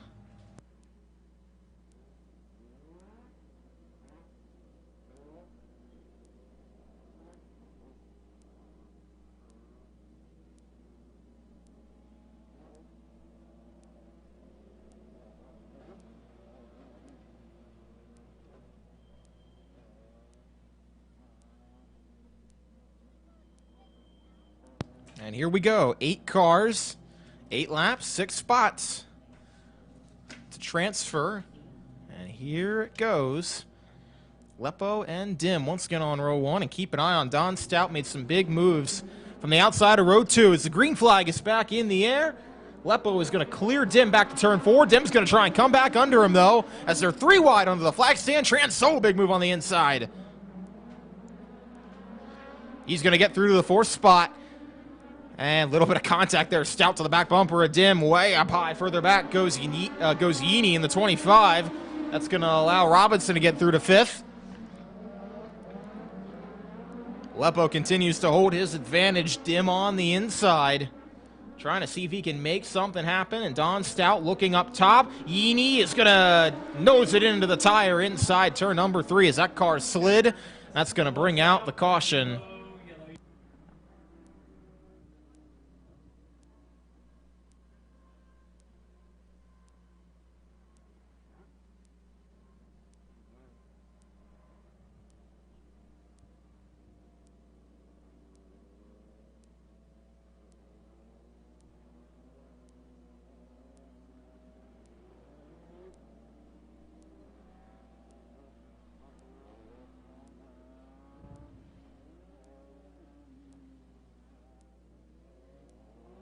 Hunter Yeaney going to rejoin to the back of the pack. That's going to move Steven Musselman up into the last transfer spot with 2 laps in the books.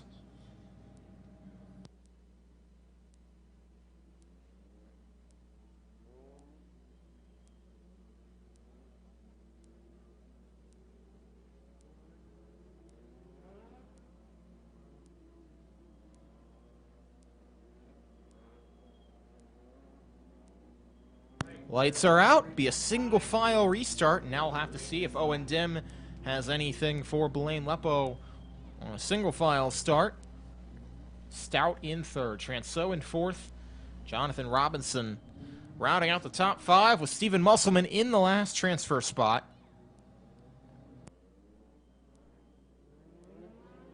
Green flag in the air. Back to turn number 3 they come, and a good jump for Lepo.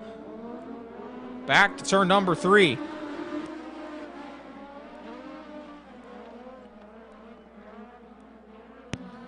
Nose to tail, 2nd through 4th, down the backstretch and off to the 3rd corner. Stout trying to put the pressure on Dim. Lepo went way up high. Going to open the door at the exit of turn 4, but hangs on to his advantage. And Transo just ran the fastest lap of the race. Right in that traffic in the 4th spot. If he can get his way through, they will come back to the halfway mark.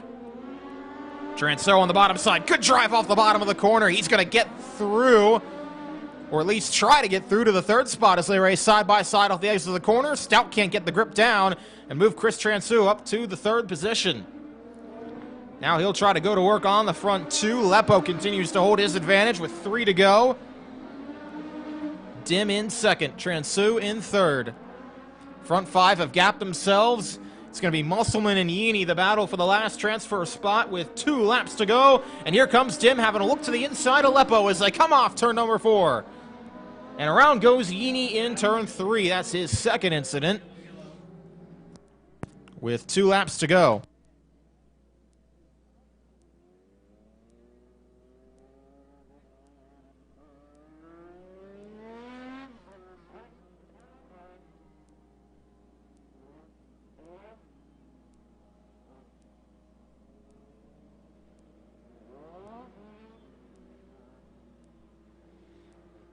Lineup is all good. Blaine Lepo going to try and hold on to that advantage with Owen Dim 2nd, Chris Transo 3rd, Don Stout, Jonathan Robinson, and Scott Musselman, your top 6.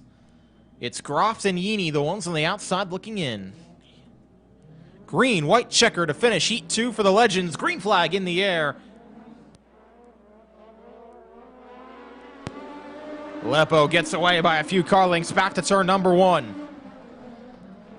Trying to grow that advantage.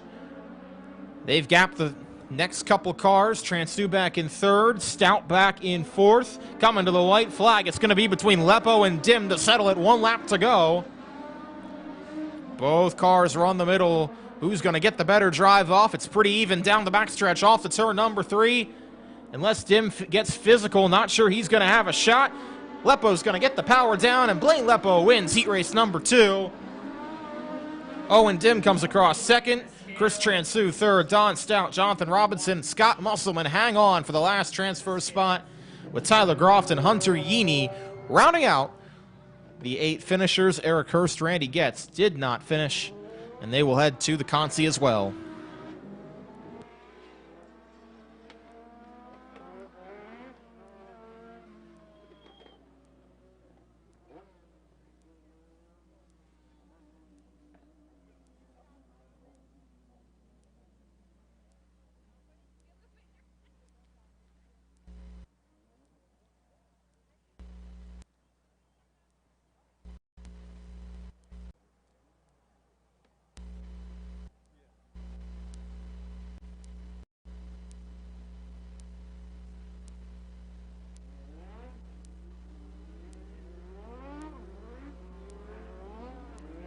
Final heat race for the Legends will go off like this. Cody Outland starting from the pole position. Landon Lewis outside.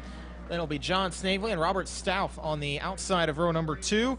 Quinn Trimmer, Logan Jones on row 3. Corey Phillips, Sean Miller, row 4. And Vincent Wenrick on row number 5. Here we go. 9 cars, 8 laps, 6 spots. Green flag in the air. Outland stands on the gas, and they'll race side by side. He and Lewis back to turn number 4. Lewis on the high side, Outland on the inside, trying to get the power down off the exit of turn number 4. They continue to race side by side. Stauff trying to get in on the fun as well at the exit of the corner, and he's going to get through to the 2nd spot past the pole sitter Outland. So move Landon Lewis to the race lead. Robert Stauff through to 2nd. Stauff gets a good drive off the exit of turn number 2. He'll go back to turn 3. Lewis shuts the door. Side-by-side battle is on for 3rd. Outland on the outside, Snavely on the inside. Flip-flop that, Snavely on the outside, Outland on the inside, and Snavely gets a little bit loose the exit of the corner. That's going to open the door for Quinn Trimmer to get through to the 4th spot. Snavely's going to have to try and regroup. Robert Stauff, though, trying to put the pressure on Landon Lewis for the race lead. Just ran the fastest lap of the race with 5 to go. They'll see the cross flag this time by. Snavely's car is loose further back, and he's going to be in trouble here as Logan Jones is going to try to look inside for the transfer spot. Way upstairs, though, goes to 17 of Corey Phillips. That's going to open the door for Snavely and Jones to both get through to the top 6. The battle continues on for the race lead. Stauff trying to heat up Lewis. They're trading fast laps to the front of the field. And Cody Outland now trying to close in as well, getting away after a bit of a rough initial start. Quinn Shermer in 4th, and they've gapped the rest of the field. Coming back to the twin sticks. Keep an eye on the battle between car 45, Logan Jones, and car 17, Corey Phillips. That's the one for the transfer spot, but nothing materializing there for the time being. Field will see the white flag this time by. 1 lap to go for Landon Lewis. Held off the charge from Robert Stauff, and if he can make one more set of corners put together, he's going to hang on for heat race win number 3. Back to the checkered flag. Give it to Landon Lewis in heat 3. Stauff's going to hang on for 2nd. Outland, who ran the fastest lap of the race that last time by. Keep that in mind for the feature. He comes across 3rd with Trimmer, Snavely, and Jones. Advancing, Corey Phillips, Sean Miller, and Vincent Wenrick will all head to the B main.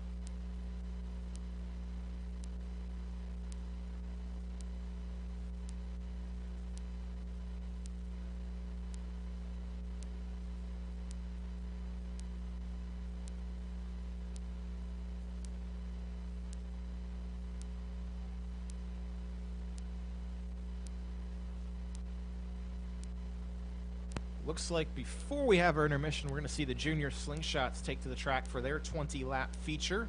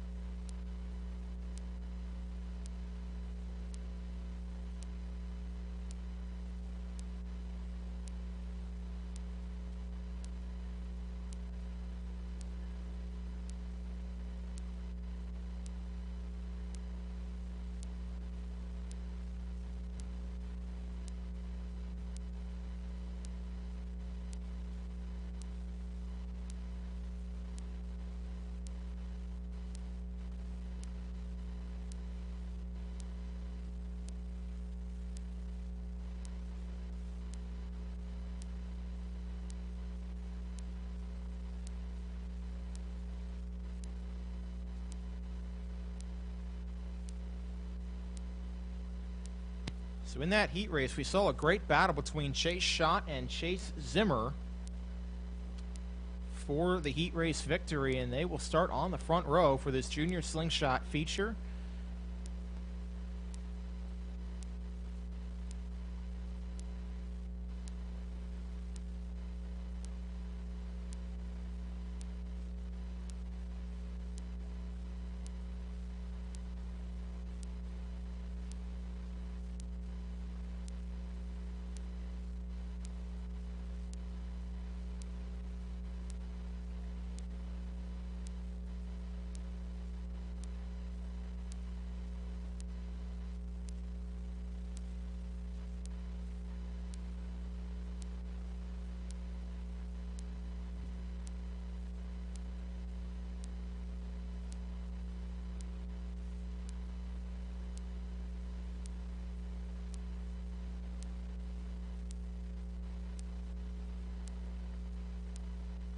So we'll have the junior Slingshot feature prior to our intermission, then we'll take a little break, have Slingshot heat races, and then we'll get the final 4 features of the evening underway.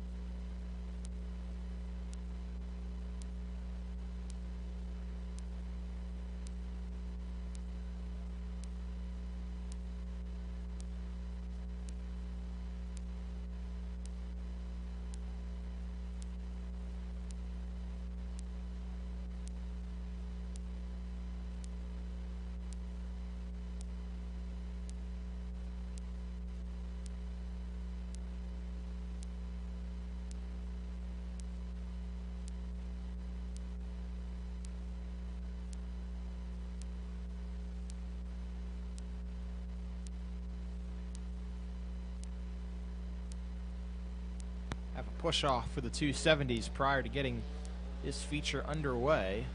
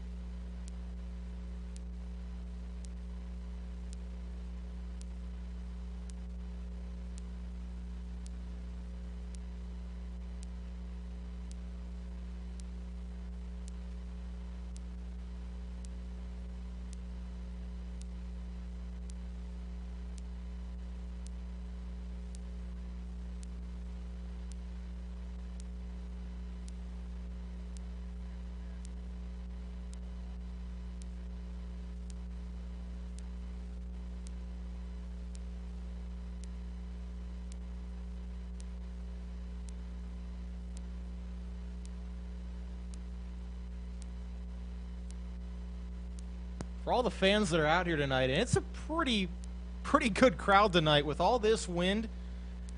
You guys have been braving the elements, and we very much appreciate it. We still have a lot of great feature racing yet to come on the evening, 5 of them to be exact, plus heat races still for the All-Star Slingshots. So if you've made it this far, hang in there, because it's about to get good.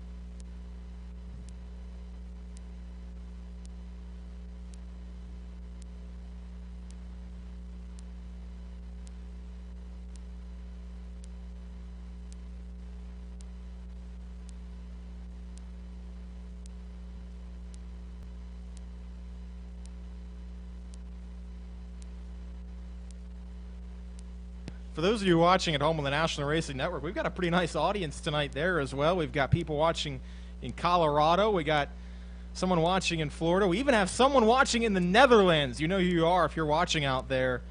We thank all of our audience tonight on the National Racing Network from all over.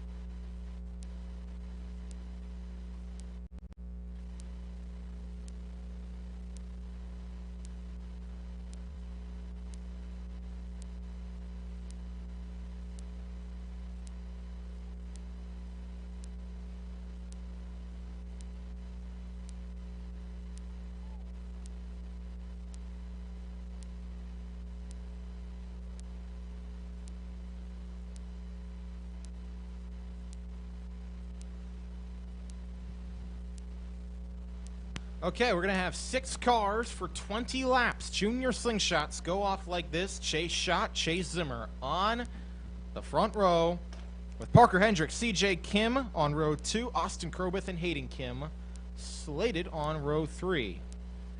Colton Williams was a scratch. He will not compete in tonight's feature.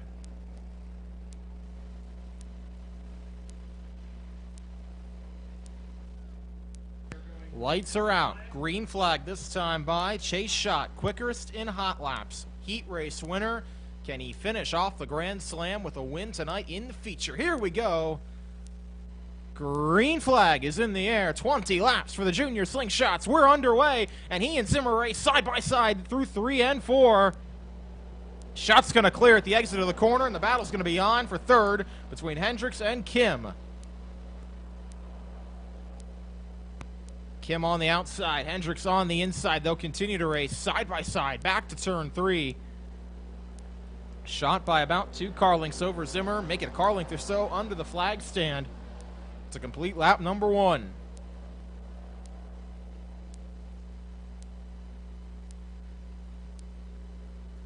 Chase Shot trying to pull that advantage. He's got it out to about 3 car lengths now, back to the first corner. Hendricks going to try and hold off Krobeth for that 4th position. They'll race side by side off the exit of turn 2. Back to turn number 3. Krobeth on the inside. Hendricks on the outside. Little bit of a squeeze job through the corner, and Krobeth is going to make that pass happen with Hendricks right on his tail down the front stretch, riding that bumper all the way to turn number 1.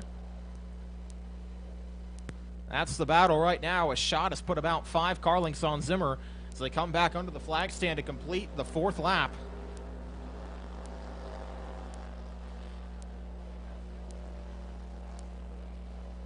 Two cars out in front, then a 3-car battle for the 3rd position.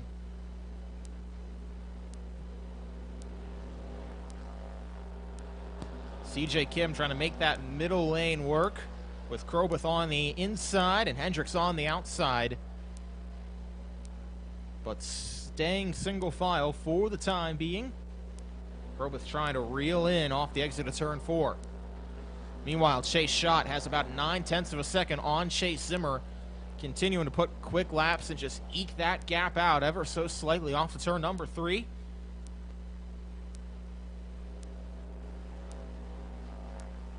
Continues to grow the gap. Another fast lap of the race, 15.865 second time for Chase Shot, and he grew the gap by about another 10th that time by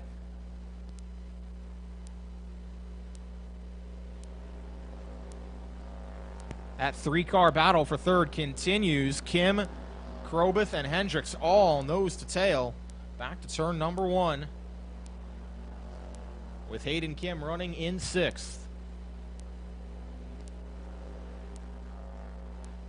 Here comes that side-by-side battle now. Krobeth to the inside of Kim, got a little bit loose off the exit of the corner.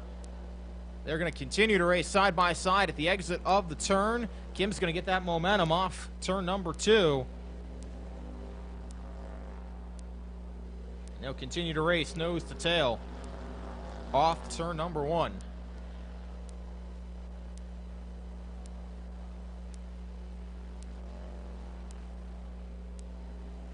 Chase Shot continues to grow the gap. Another fast lap, and he grew the gap by another 10th of a second over Chase Zimmer. He's just been constantly eking out that gap ever so slightly. Coming back to 8 laps to go this time by.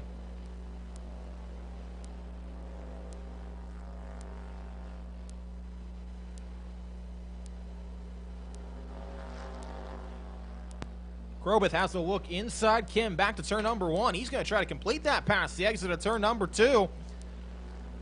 Almost squeezing Kim to the outside wall. They'll race back to turn 3 and give Austin Krobeth the 3rd position. As they come under the flag stand, Kim going to try and come back on him.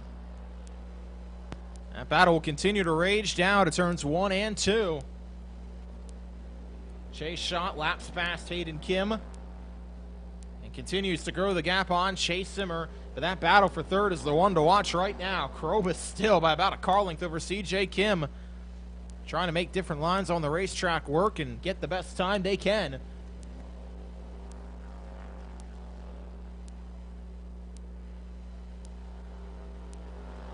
But it's been a dominating performance so far tonight for Chase Shot. Coming to see 4 laps to go this time by.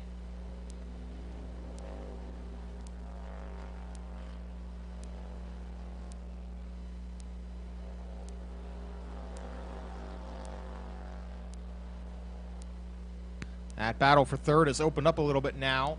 Krobeth's got a bit of a gap on Kim. 3 laps to go for Chase Shot. Unless there's a caution, I don't know if anyone's going to be able to catch him. Coming back, 2 laps to go. Trying to lead all 20 and win everything on the evening. It was a close battle between the two in the heat race, but they got that 10S car tuned up for the feature, and he's going to come through turns 3 and 4. He'll see the white flag this time by 1 lap to go. Chase Shot trying to complete a perfect evening with a victory. He will come through turns 3 and 4 for the final time, and Chase Shot is going to win the opening junior slingshot feature of the evening. Give it to Chase Shot over Chase Zimmer. Austin Krobeth will come home in the 3rd position. Rounding out the podium, battle on for the 4th spot. CJ Kim is going to hang on over Parker Hendricks, and Hayden Kim will come across in 6th position. But your winner, Chase Shot, leading all 20 laps, winning his heat race, fastest in hot laps. He did everything tonight, and he's your winner.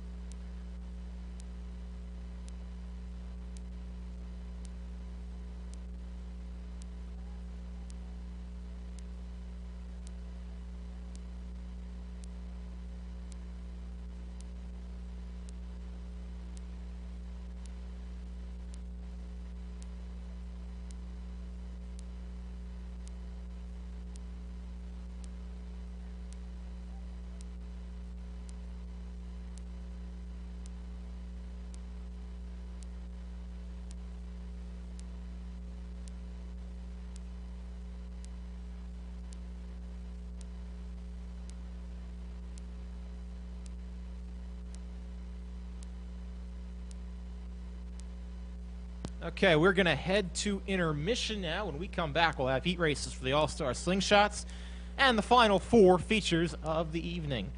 For those of you watching on the National Racing Network, stay tuned. We'll be back in just a few moments. And for those of you watching at the racetrack, stay warm because the action's about to heat up.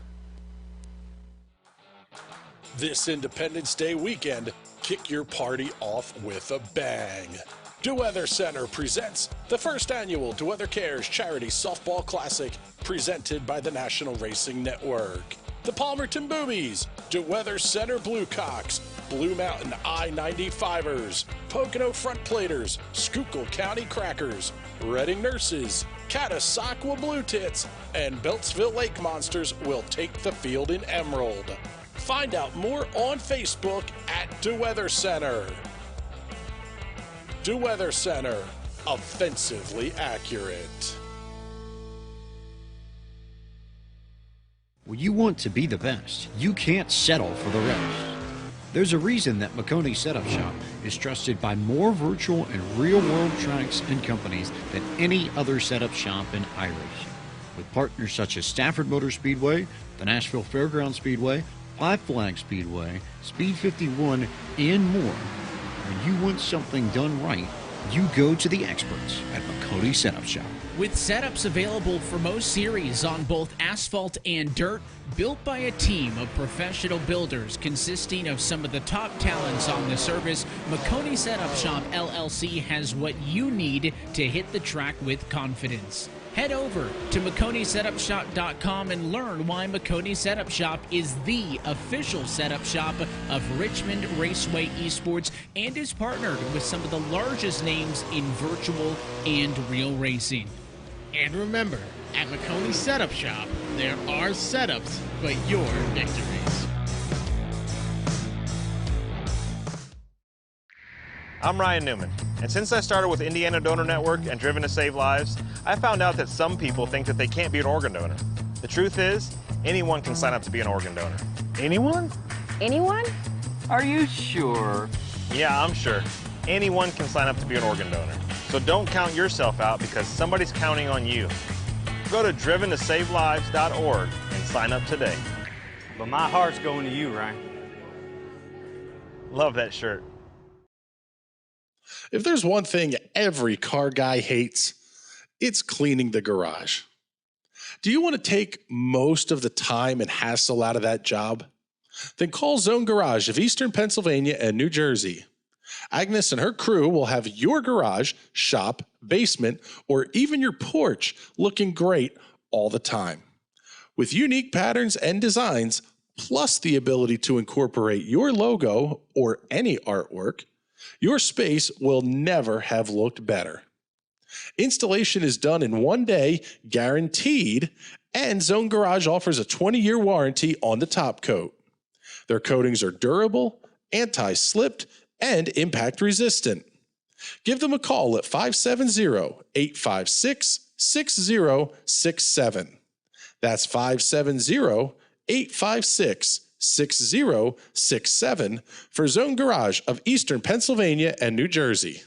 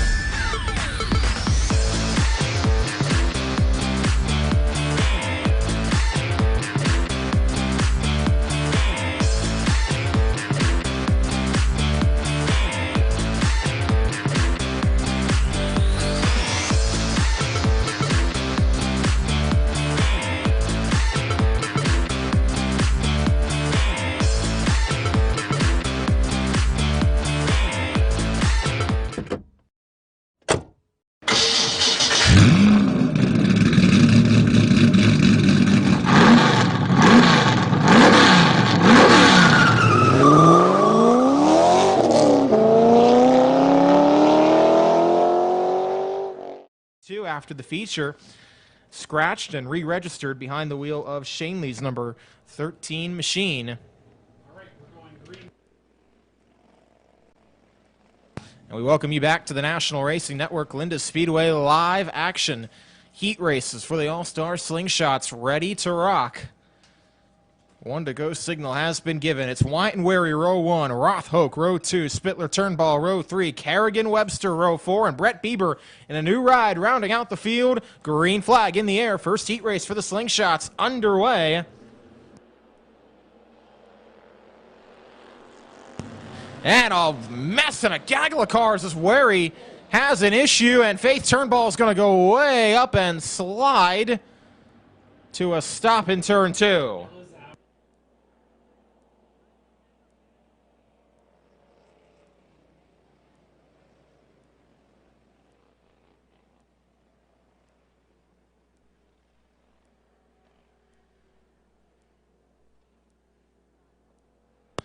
So Wary, who had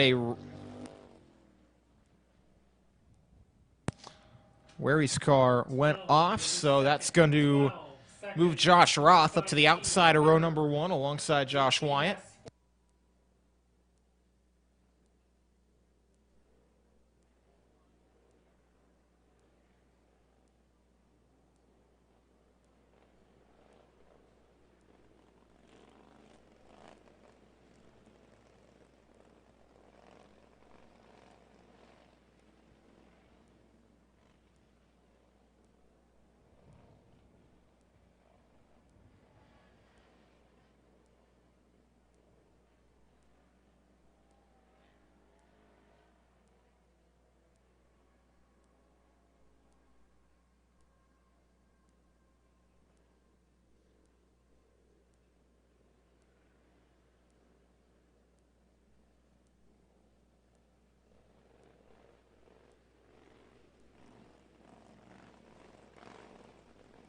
One to go signal has been given. Josh Wyatt and Josh Roth now on row number 1. Tyler Hoke will start alongside of Ronnie Spittler on row 2. That'll be Dave Kerrigan and Webster, Austin Webster on row 3. Bieber and Turnball, row 4. Green flag back in the air. Here we go. Let's try it again for heat 1 of the All-Star Slingshots. Wyatt gets away to the point. Way upstairs goes Roth. And inside, Dave Kerrigan kicking up dust next to the infield tires. And he's going to go from 5th to 2nd at the exit of turn 2. What a move on the initial start by Dave Kerrigan through to the 2nd spot. He'll try to run down Wyatt now. In that process, he also got past Tyler Hoke, who runs in 3rd. Brett Bieber trying to work up to the 5th spot. And here comes Kerrigan inside Wyatt for the race lead. That did not take long. Dave Kerrigan through to the advantage, 2 laps in.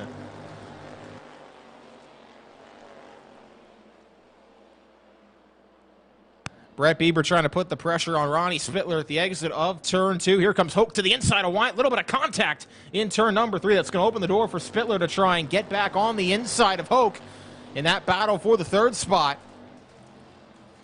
They'll race side by side at the exit of the corner. Spittler trying to get that preferred lane off of turn number 3, and he's going to slide it in there, give an opportunity for Hoke to get back on the inside.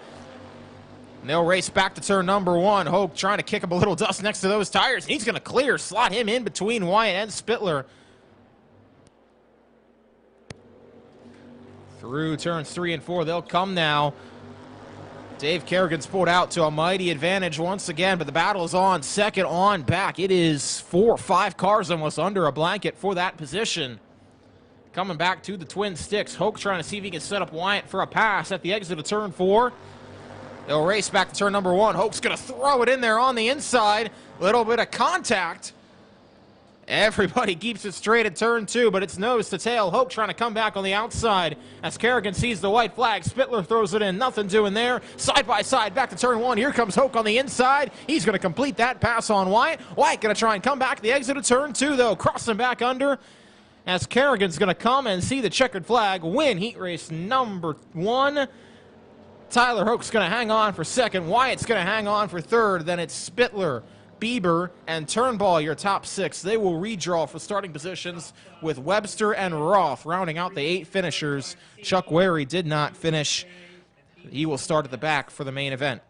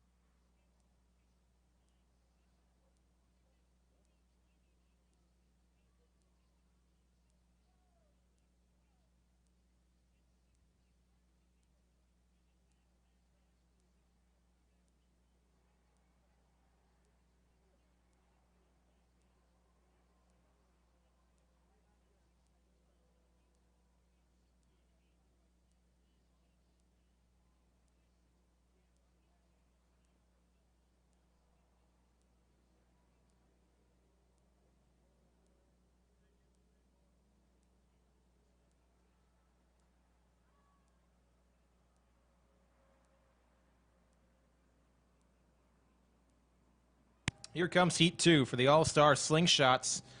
Slated to be 10 cars deep. Looks like we've got 9 out there.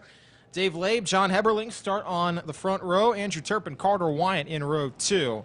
Tyler Ulsh starts inside row 3 alongside of Chase Bixler. Brett Spittler, Cooper Shanley start in row number 4. And then it'll be Thomas Nettleship starting in the 9th position. Titan Deal not out for his heat race.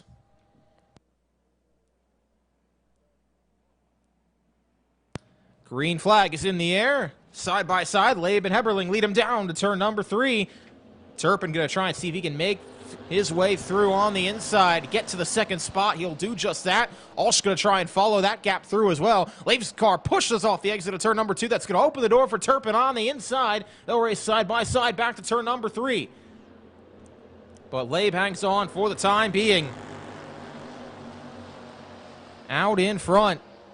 That car, though, looks to push a little bit off the exit of the corner. We got contact further back. Brett Spittler inside of Carter Wyant, and they were all over each other down the backstretch off to turn 3. Spittler able to get through to the 5th spot.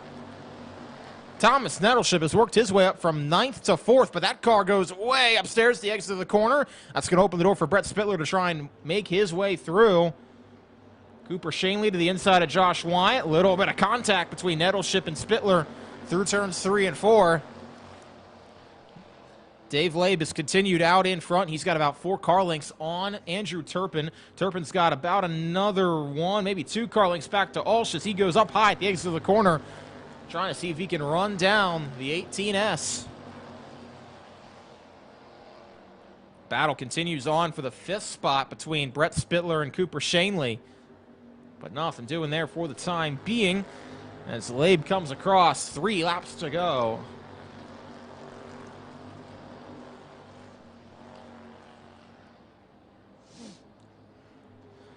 Back to the Twin Sticks. Dave Labe had to fend off the early challenge from Andrew Turpin, but it looks like he's going to hang on if he can put together a few more corners. He gets way up high, though, at the exit of the corner. That's going to allow Andrew Turpin to close the door. Close the gap between he and Labe, and this is a battle now, 3-car battle for the heat race win. Dave Labe was way out in front, but got up high. This is going to open the door. Here comes Turpin down the back straightaway. They'll race side by side off the turn 3. Contact between Labe and Turpin, and to the checkered flag, Dave Labe is going to hang on. That got dramatic at the end. He wins it over Turpin. Ulsh comes home 3rd. Nettleship, Brett Spittler, Cooper Shanley are top 6 with Carter Wyant, John Heberling, and Chase Bixler rounding out your 9 finishers.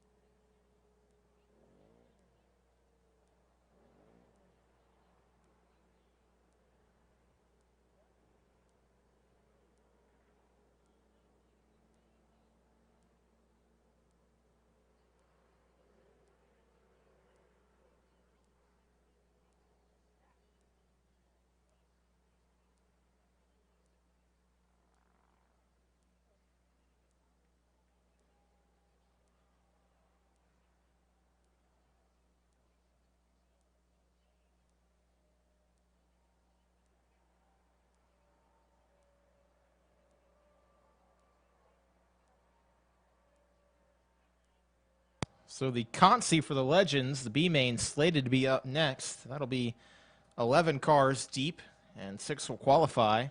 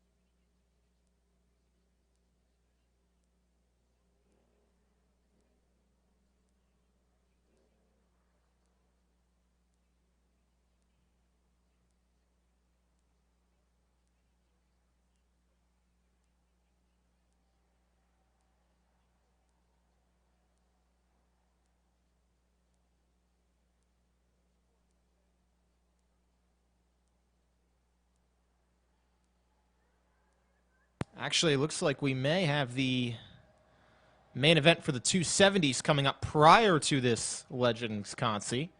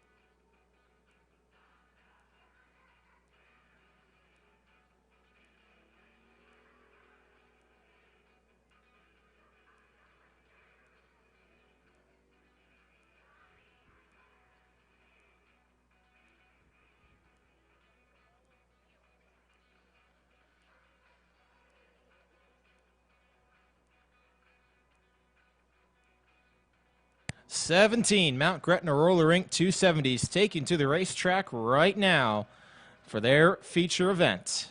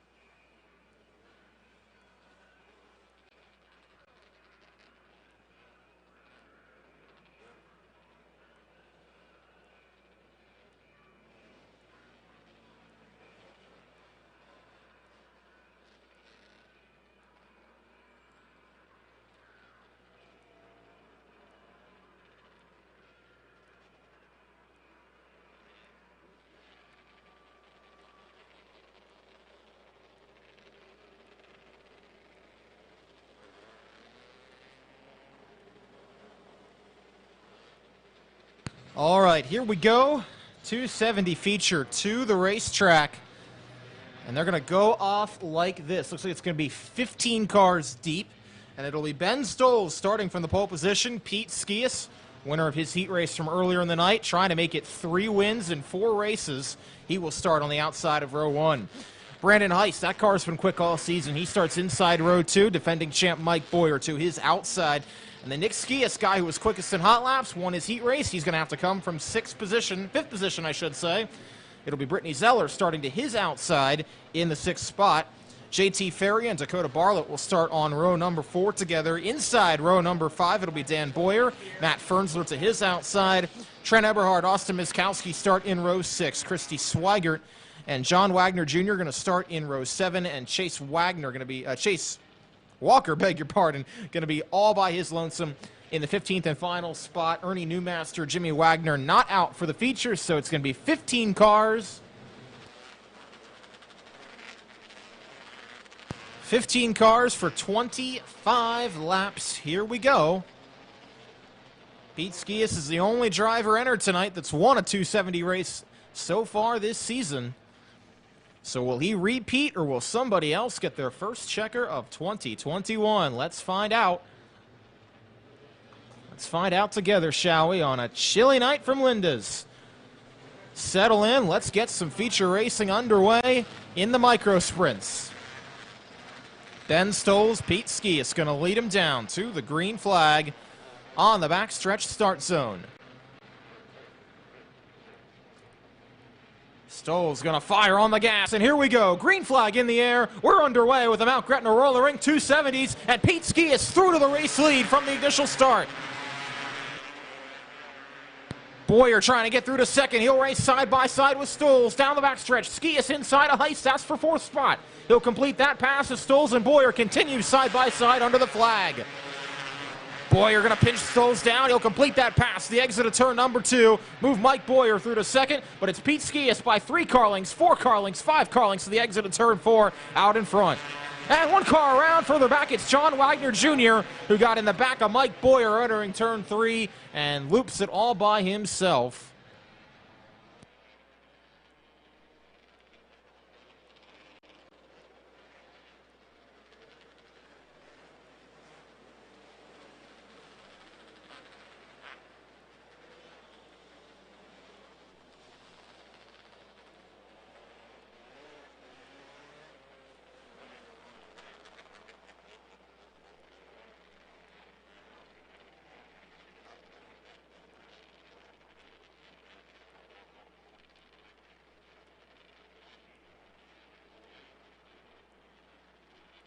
So Pete Skias off the initial start got away to an outstanding start, passing Stoles on the outside, and then the battle was on for second. Boyer was able to clear. Here we go, 1 to go signal, single file restart. Pete Skias out in front. Then it's Mike Boyer, Ben Stoles, Brandon Heist, and Nick Skias. That's your top 5. Bartlett, Zeller, Fernsler, Ferry, Walker. The remainder of the top 10. Here we go. Green flag back in the air. Pete stands on the gas, and here they are, back to turn number 3. He's gotten away from Boyer by 4 car lengths as they come back to turn 4.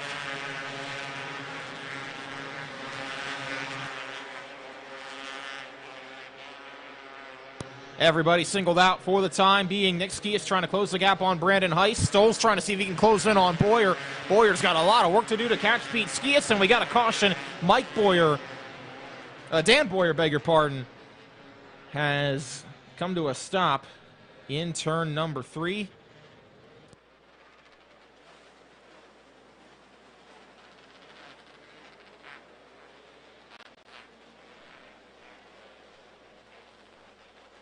They'll push him away quickly, and after 2 quick cautions, we will go back to green flag racing with 3 laps in the books.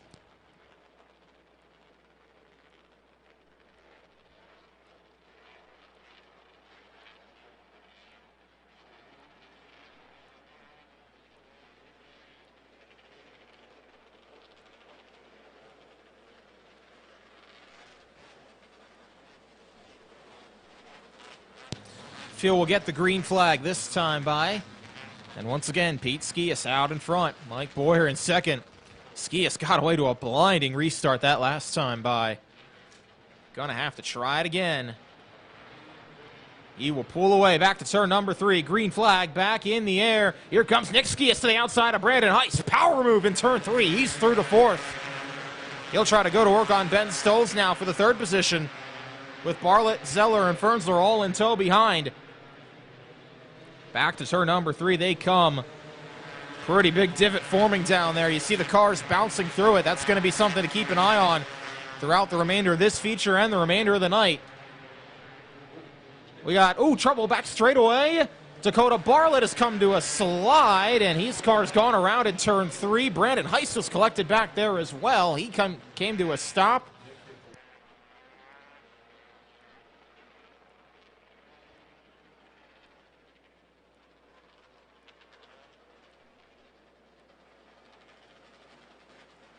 Nick Skias looked like he got into the outside wall, and that train reaction that came behind that.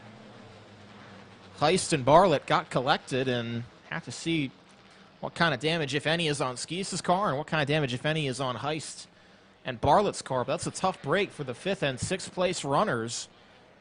Going to move Brittany Zeller up inside the top 5.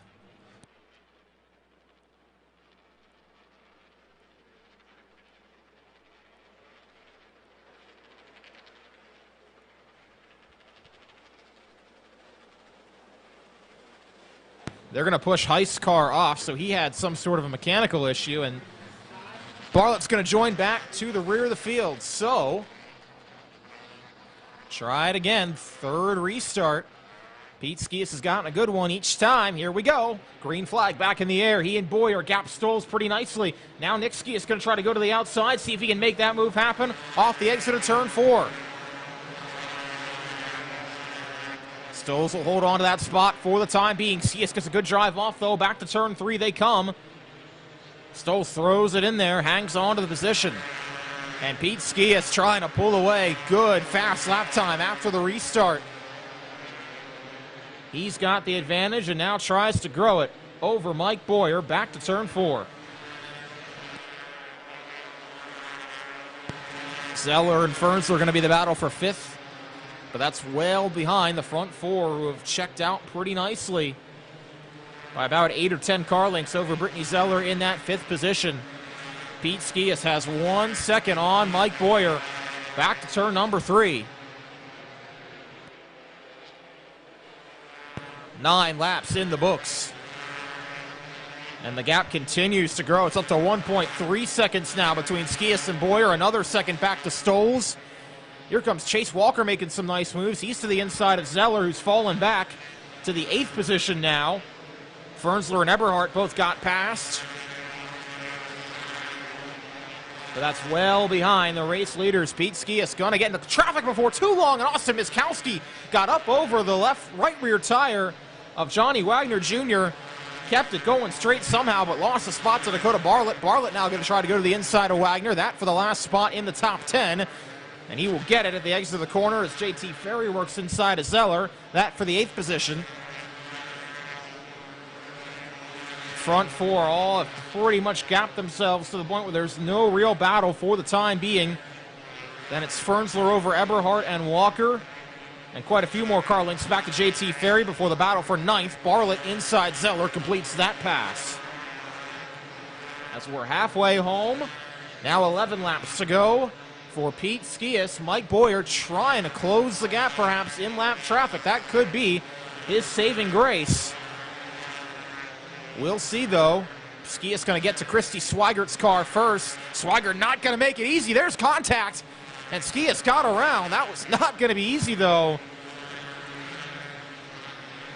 Skias already had a run-in with a lap car earlier this year at Lanco that cost him potentially a victory, and almost had another one there. That allowed Boyer to close in 3/10, but now he'll go back to work.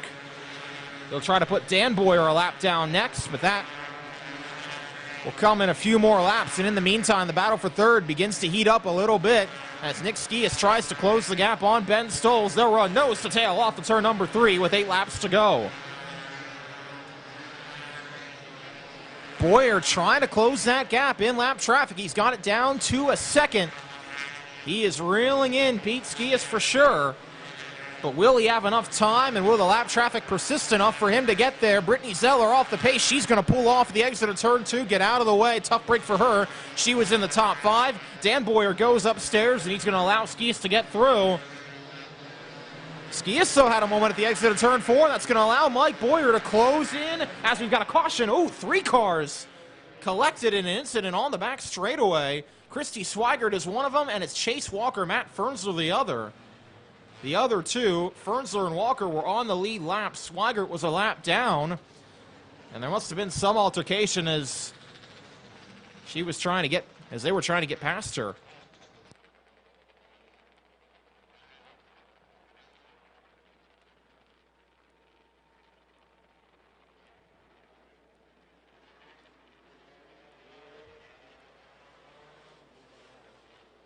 And we're going to go under the red flag here.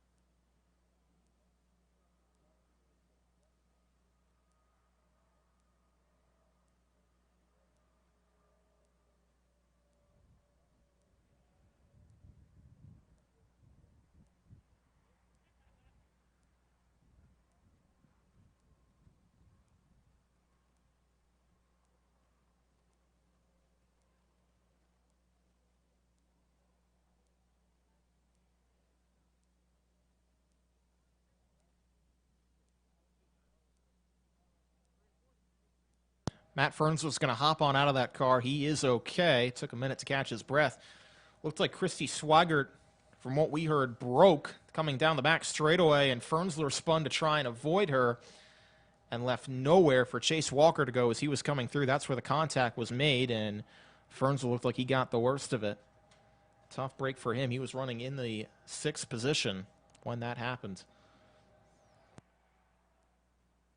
You can see the left side damage to that car on the left rear where that contact was made.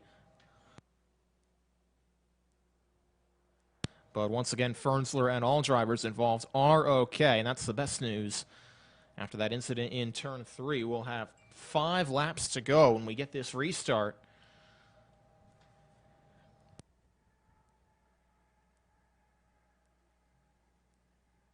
And Mike Boyer is going to get to close right back in on Pete Skias, but I'm not sure he wanted that caution.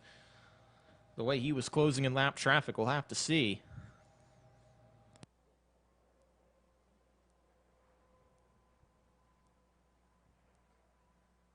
Once they get Fernsler's car cleared, everybody will get pushed off once again, and we'll try it again here.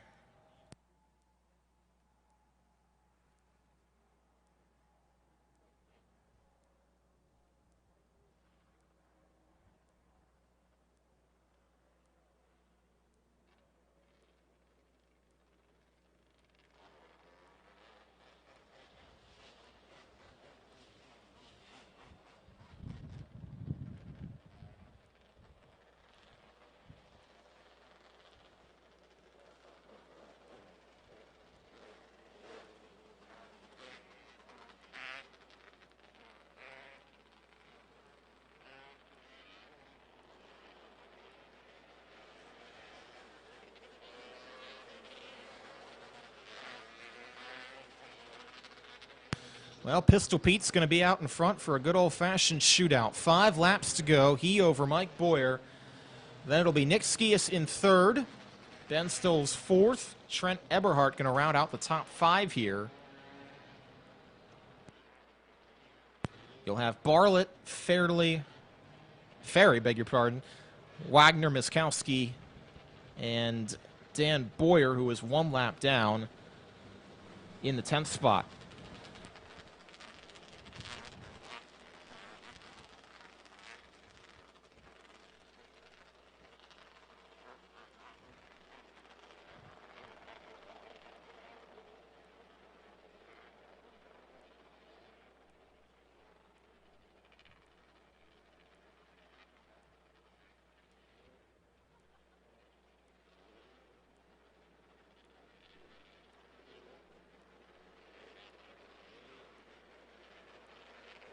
1 to go signal is given. Race fans, pick your winner.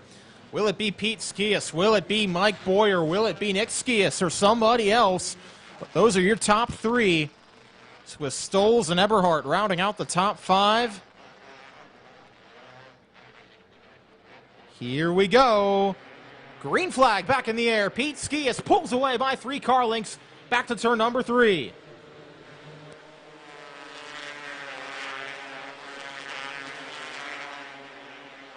Ferry to the inside of Bartlett, or actually holds that position from Bartlett for 6, but the front 5 have all gapped themselves nicely.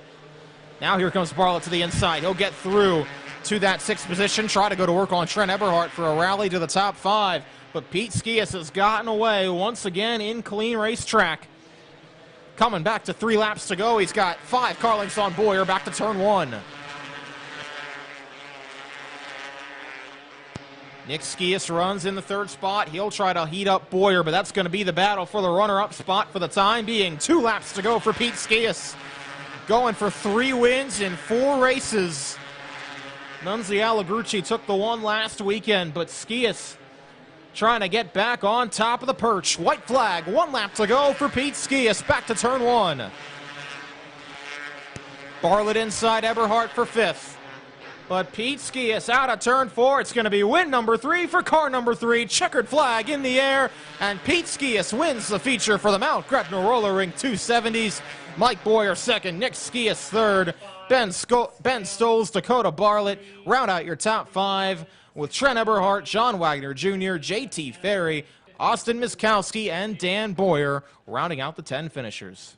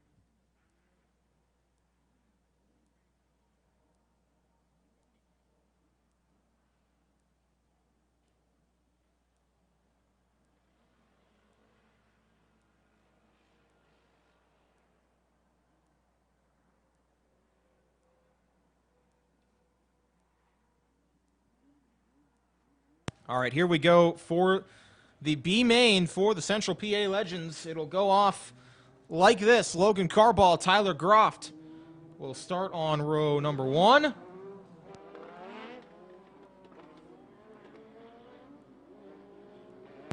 Corey Phillips, Sean Groff slated to roll off in row 2. Hunter Yeaney, Sean Miller in row 3. Tyler Kaler, Vincent Wenrick in row 4.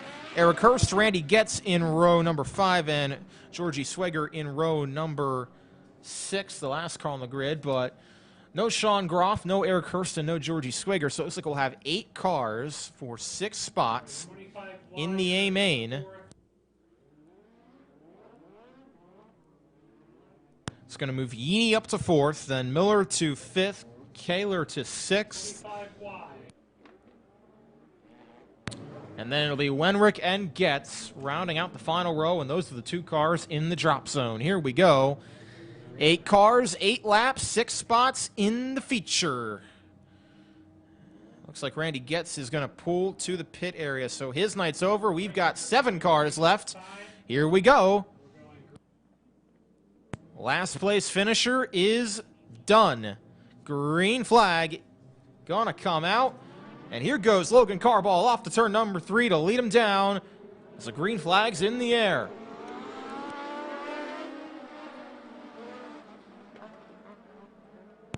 It's Carball over Groft, and then the 25 of Hunter Yeaney through to the 3rd spot. Phillips in 4th. That battle for the 5th spot's going to be the one to watch, as here comes Kaler on the outside of Sean Miller. with Vincent Wenrick trying to follow through. He's going to make that pass for the 6th spot and get into the last transfer position over Tyler Kaler. He'll try to go to work now, get himself a little bit of a cushion as Sean Miller runs in front. 2 laps in the books.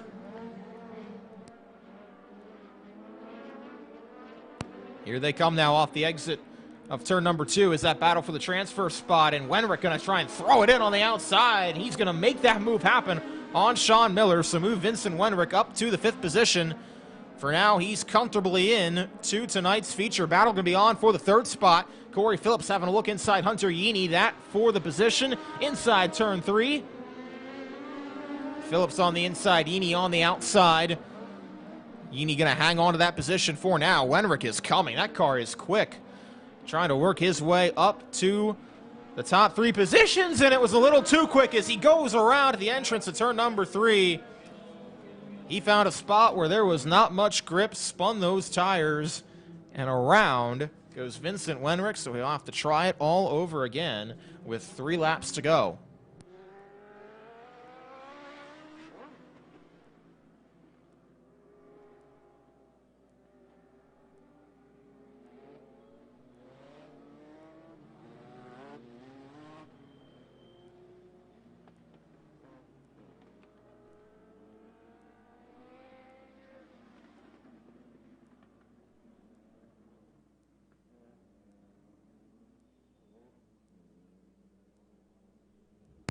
Well, it's a good old-fashioned game of musical chairs. Got 7 cars and only 6 spots, so somebody's going to be left out with 3 laps to go.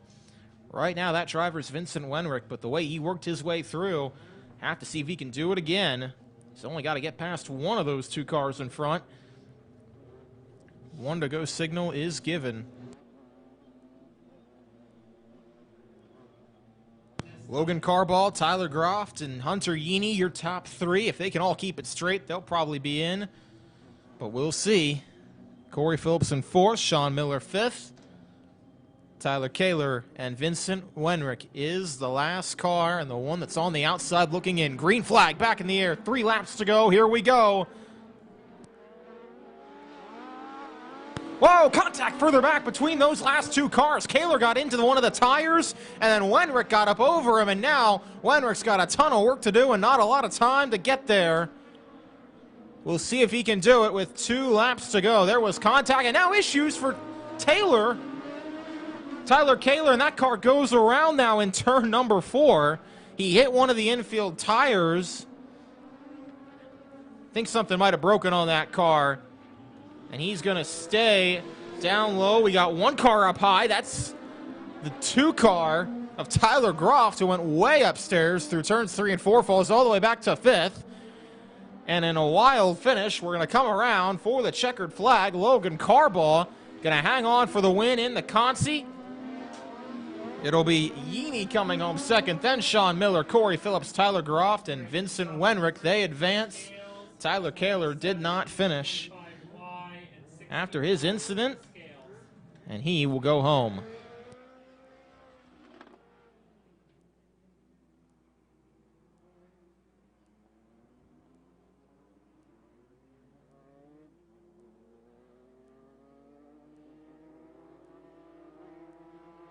Feature for the All-Star Slingshot, 2nd one of the evening, next to come here at Linda Speedway.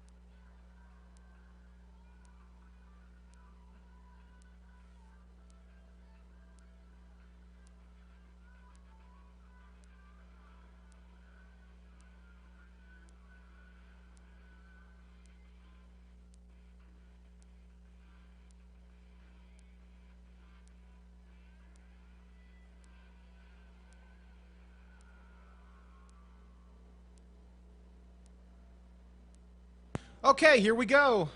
Second of a doubleheader for the All-Star Slingshots. 15 laps in length, and the lineup goes like this. Tyler Alsh, Cooper Shanley going to start from row number 1.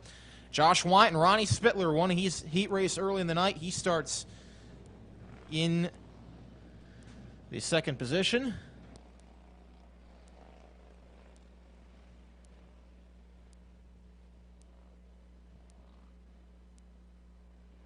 Brett Spittler, Thomas Nettleship start in row number 3. Tyler Hoke will start inside row 4 alongside Faith Turnbull. Dave Kerrigan, if he's going to go 3 for 3, he's going to have to do it from the inside of row 5.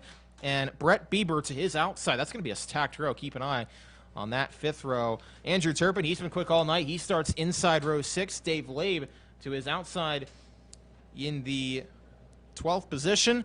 Austin Webster, Carter Wyatt in row 7. Josh Roth, John Heberling in row 8. Chase Bixler, Chuck Wary in row 9. And that's going to do it. Here we go. 18 cars, 15 laps. Let's get down to it.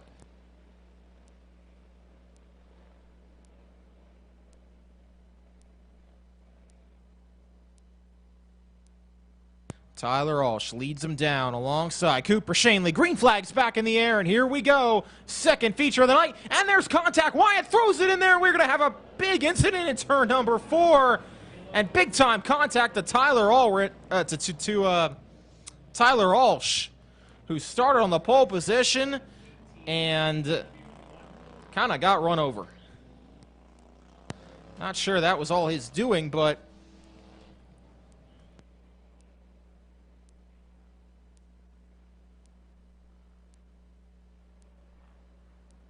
Josh Wyatt got a great start, threw it in there. It was 3 wide, though, back to turn 3, and there just was not room for all those cars. You can see the damage to the side of Wyatt's car. And good work by as many drivers to get by that as they did, but there was still big-time contact, and Chuck Wary got the worst of it. You see the damage to the right front of his car. He will get towed back to the pit area.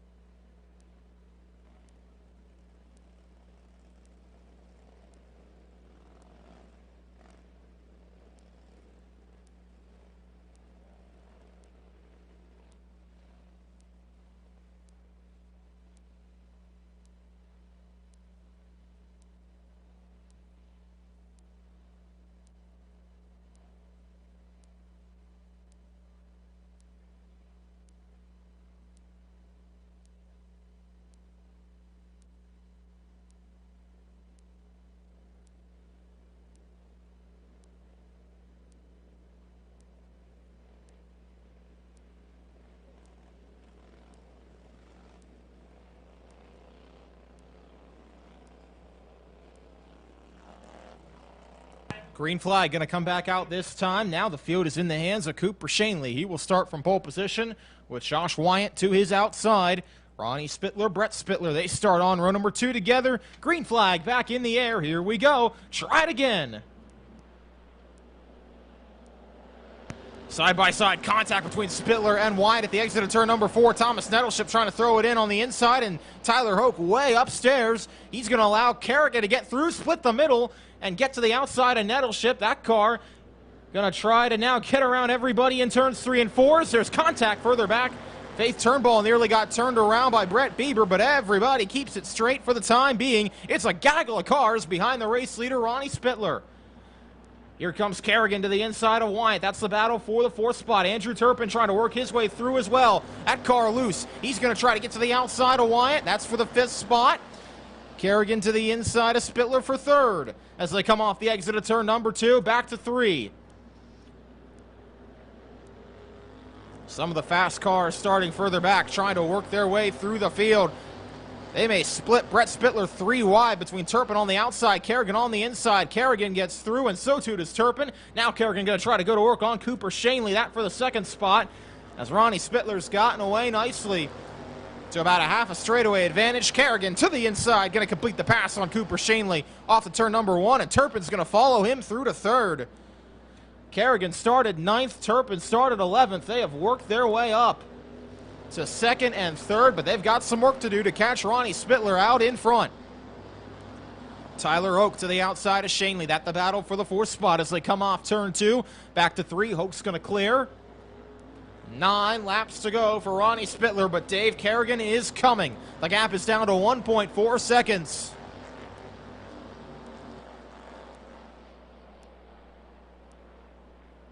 See how much it closes this time, if it does at all. Down by 0.2 of a second that lap to 1.17. Ronnie Spittler over Dave Kerrigan. They will come back and see 7 laps to go. Kerrigan still got to hustle to get there, but at the rate he's going to catch him. Front 4 have all gotten away. The battle is hot and heavy for 5th. Brett Bieber trying to come to the inside of Cooper Shanley for that position as Wyatt races side by side with Brett Spittler off to turn number 3. And there's contact further back. Spittler got squoze in the middle of everybody but hangs on to it. And meanwhile, Dave Kerrigan is coming with 5 laps to go. The gap is down to 4 car lengths. They come onto the flag stand, back to turn number 1. 4 car lengths, make it 1 car length, back to the back bumper. Here comes Kerrigan, trying to make it 3 wins in as many races to start the season and 2 on the evening. He's going to come to the inside of Ronnie Spittler, and they'll race side by side with 4 laps to go. Dave Kerrigan through to the race lead at the exit of turn number 2. From the 9th starting position, started 8th for the restart, and 11 laps in, works his way to the advantage. Now with 3 laps to go, got to negotiate some lap traffic, but that may be all that stands in his way. Tyler Oak to the inside, Andrew Turpin. That's the battle for the 3rd spot. He's going to complete that pass off the exit of turn 4 with 2 laps to go. And contact, around goes Shanley. There was contact between he and Brett Spittler, and that brings out the caution. We got another car on the backstretch, Dave Labe, who's facing the wrong direction. And that's going to set up a green-white checker finish.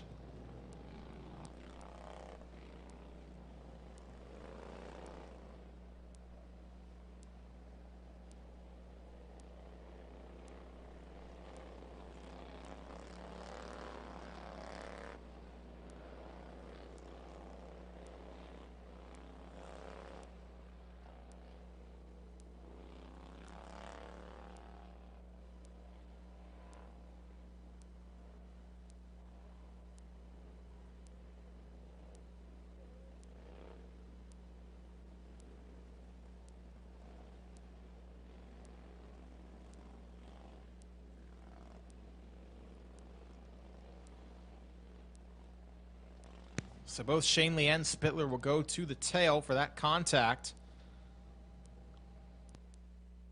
As Labe's car, who won the heat race earlier in the night, is going to get pushed off.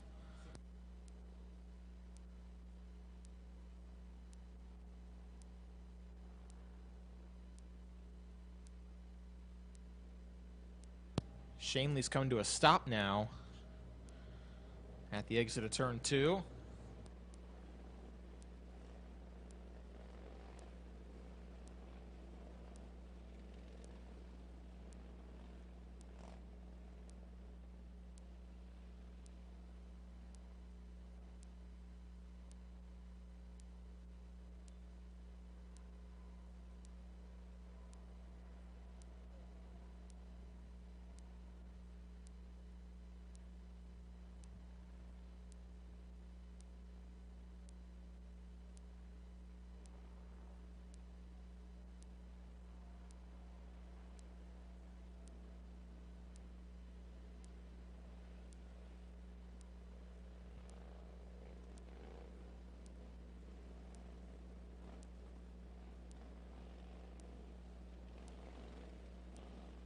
All right, here we go. Green-white checker finish for the All-Star Slingshots. Race fans, pick your winner. Can Dave Kerrigan do it again?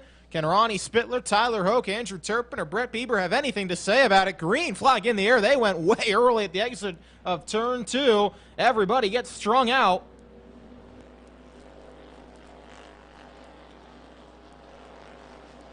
Kerrigan gets away by about 5 car lengths to the exit of turn 2. He's going to try to put that car in the wind as they come to the white flag. 1 lap to go for Dave Kerrigan. Pete Ski has picked up 3 wins in 4 races. Dave Kerrigan's going to come through turns 3 and 4, and he's going to keep batting 1,000. He will take the twin checkers. Dave Kerrigan wins both for the All-Star Slingshots. Ronnie Spittler comes home second. Tyler Hoke in third. Then it's Andrew Turpin, Brett Bieber rounding out your top 5. Tyler Olsz, Josh Wyatt, Thomas Nettleship, Faith Turnbull, and John Heberling rounding out the top 10.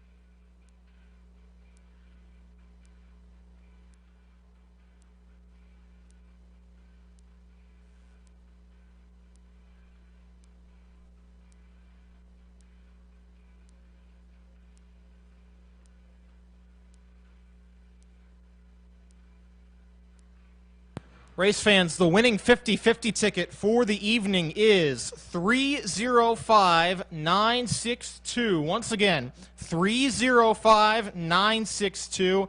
If that's your ticket, please come up to the tower to claim your prize.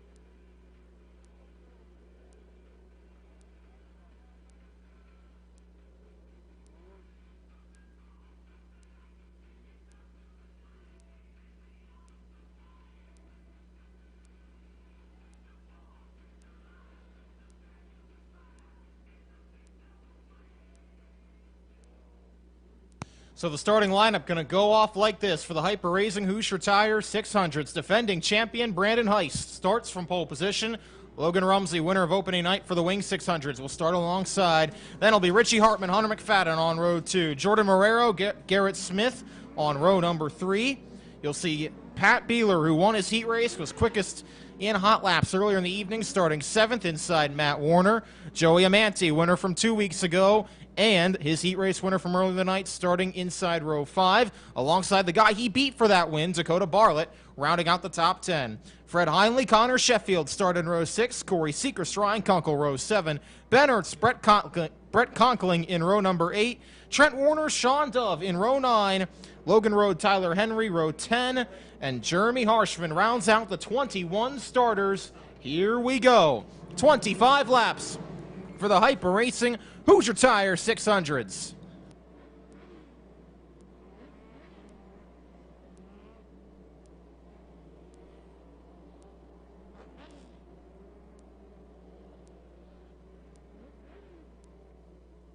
Green flag in the air. The field's in the hands of the champ, Brandon Heist leads him down. Green flag in the air. We're underway with the Hyper Racing Hoosier Tire 600s.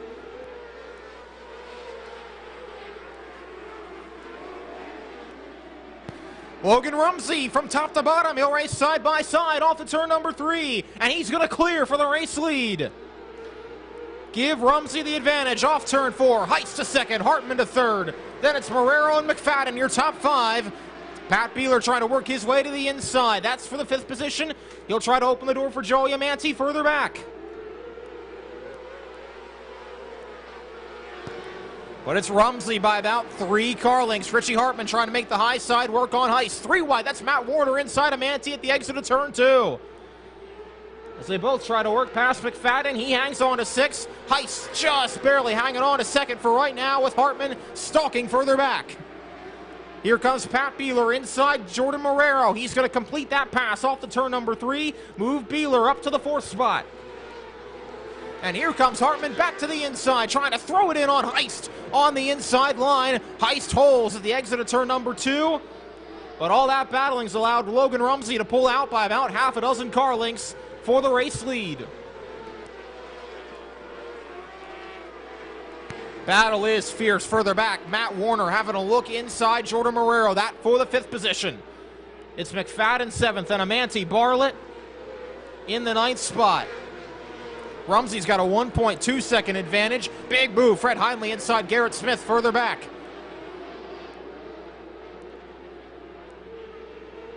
Battle could soon be on for the 3rd spot. Pat Beeler's going to have a look on Richie Hartman as they go off the turn number 1.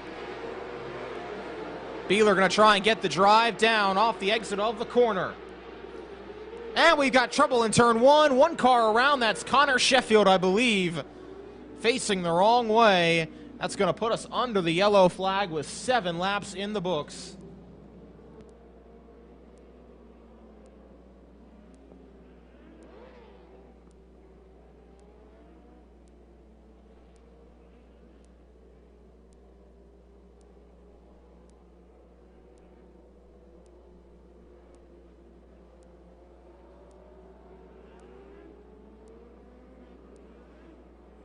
Sheffield will rejoin at the rear of the field.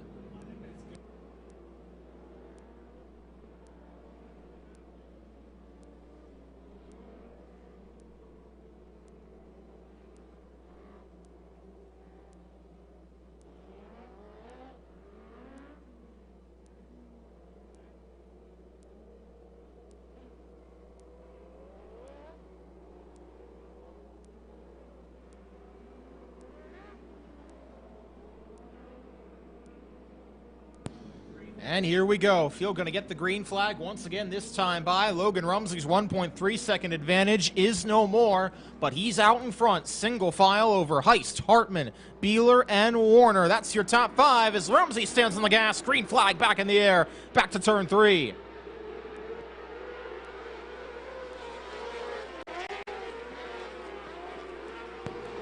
Everybody singled out for the time being. Back to Amante trying to look inside of McFadden. That for the 7th spot. Dakota Bartlett not letting him get away either. But that's well back in the pack for the time being. Front 6, all single file from Rumsey back to Marrero. Amante gets inside McFadden. Bartlett will get through as well. Now Bartlett going to try to go to work on Amante back to turn 3. But Amante shuts the door. Rumsey continues to grow that advantage. 3/4 of a second it is right now.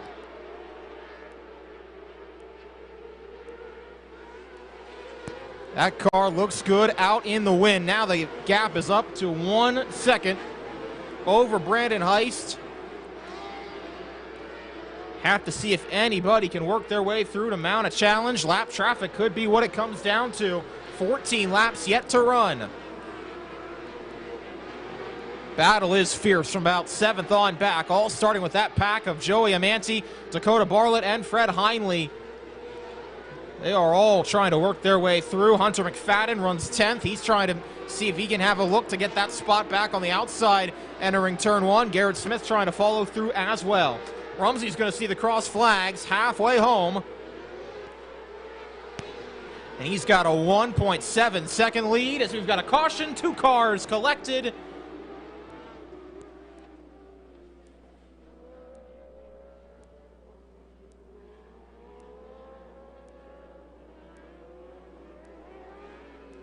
56 of Tyler Henry and the 49 of Ben Ernst are the two cars collected over there. They were racing near the back of the pack when they got together and put us under the caution flag.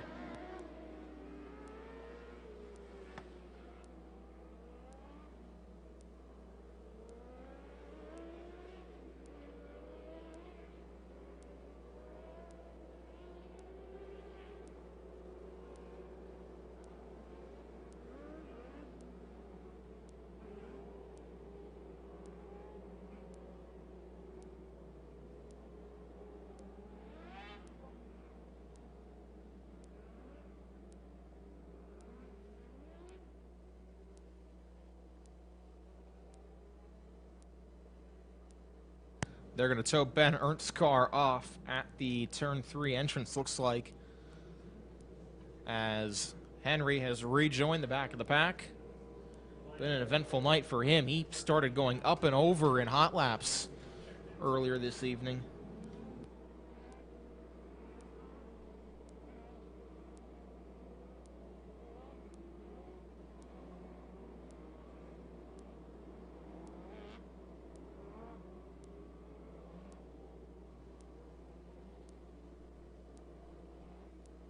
Light's going to go out this time, and we'll have 12 laps yet to run.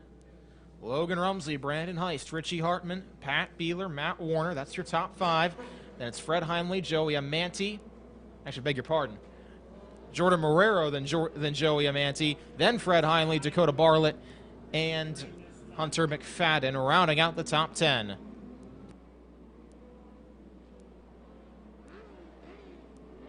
Logan Rumsey's gotten away on these runs and has not gotten to lap traffic yet. Will that change over the final 12 laps? Green flag back in the air. Rumsey stands on it, and here we go. Back to turn 3. He gaps Heist once again by about 4 car lengths. Back to turn 4.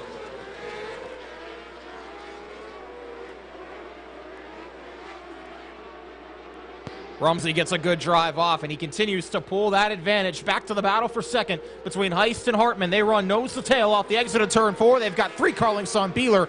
Back to the corner, and we've got a caution. Again, I believe it is Connor Sheffield once again up in turn 3. That car has gone around.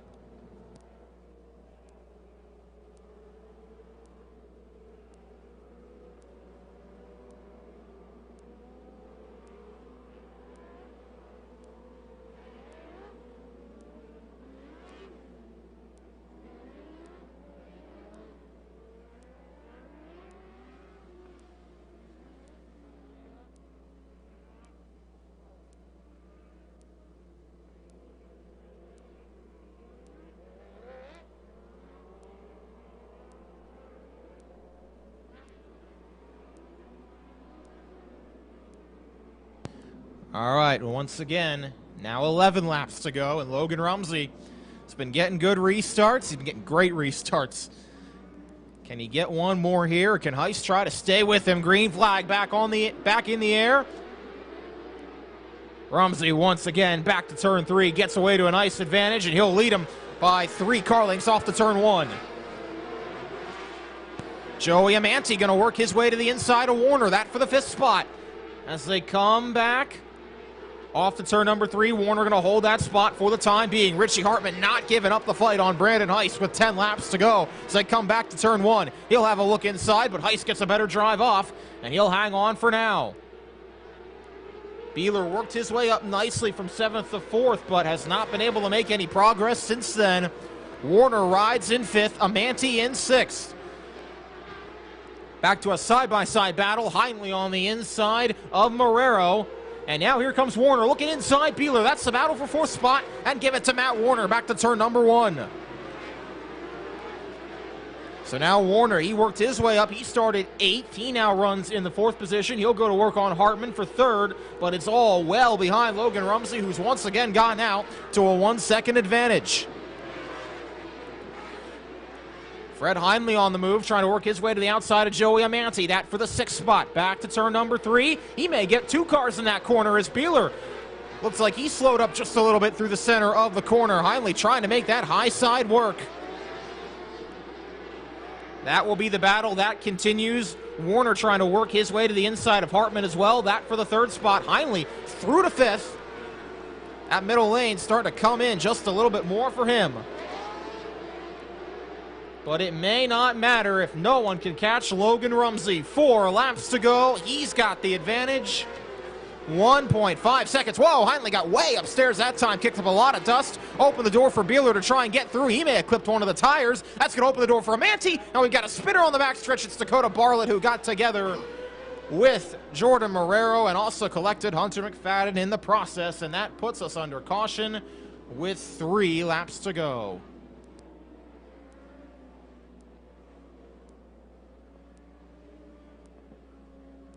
Make it 4 laps to go for Logan Rumsey and the rest of the field for this restart.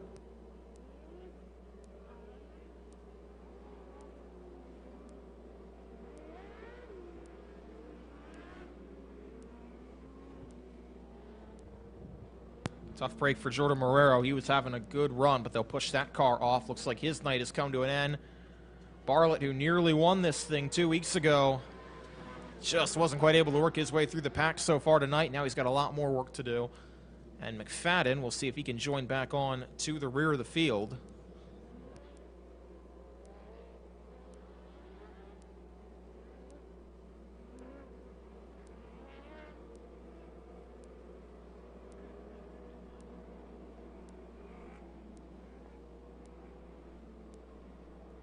Logan Rumsey trying to become the first repeat winner for the 600s this season, albeit one was with the wing. This one would be wingless.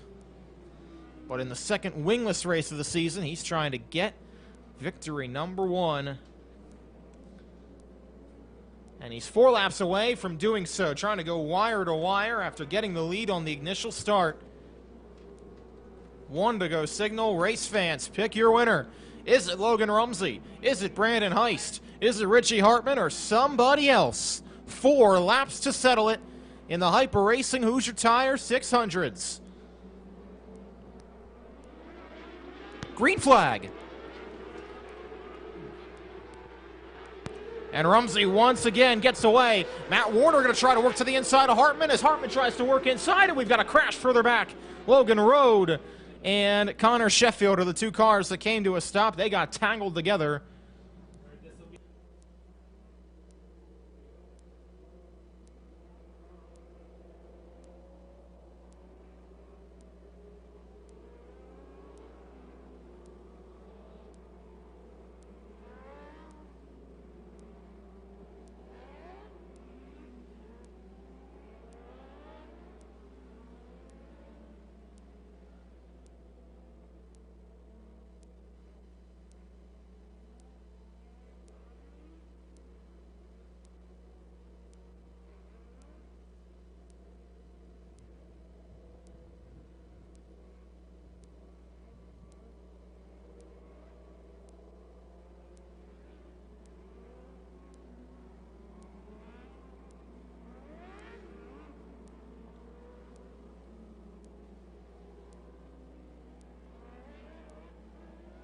Looks like both cars will be unable to continue.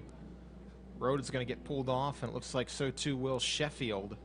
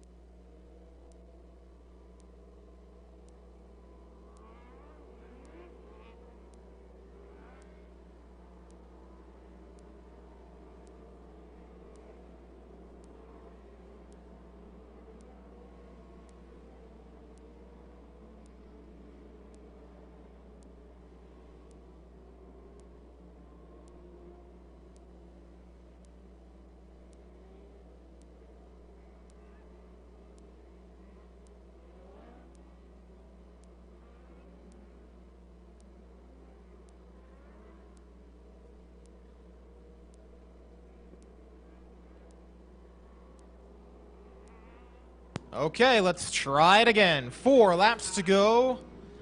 Can Logan Rumsey hang on, get win number 2 in 2021, or can the defending champ find victory lane? Here we go. 4 laps to go. Rumsey, Heist, Hartman, Warner, and Heinley. Green flag back in the air. 4 laps to go. Rumsey once again gets out by about 2 or 3 car lengths. Back to turn number 4. He's got the advantage. Warner's going to have a look inside. Hartman, that for 3rd spot. That door shuts slowly, though. Back to turn number 3. Logan Rumsey, field in his hands and in his control. He's got 3 car lengths on Heist. Back to turn 1.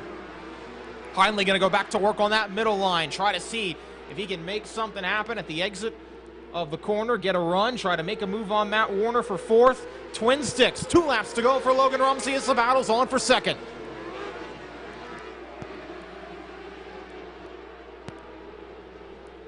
Logan Rumsey going to try and set sail. 4 cars are going to scrap it up for the silver spot, but 1 lap to go for Logan Rumsey. A dominating performance, an excellent start, followed by excellent restarts, and the kid's going to do it again. Logan Rumsey is going to see the twin checkers first and win the Hyper Racing Hoosier Tire 600 feature. Brandon Heist comes home 2nd. Matt Warner got through Richie Hartman for 3rd on the final lap. And Fred Heinley rounds out the top 5 with Pat Beeler, Joey Amanti, Brett Conkling, good run, up to 8th spot. Ryan Kunkel and Jeremy Harshman from worst to 10th rounds out the top 10.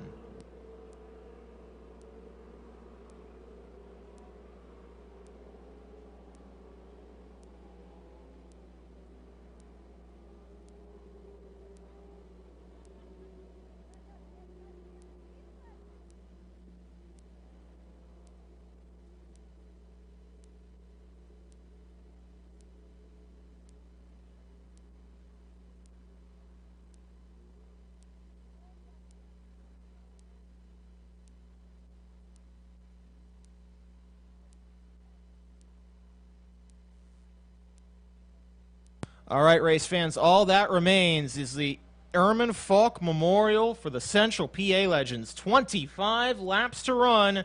We're about ready to get it started.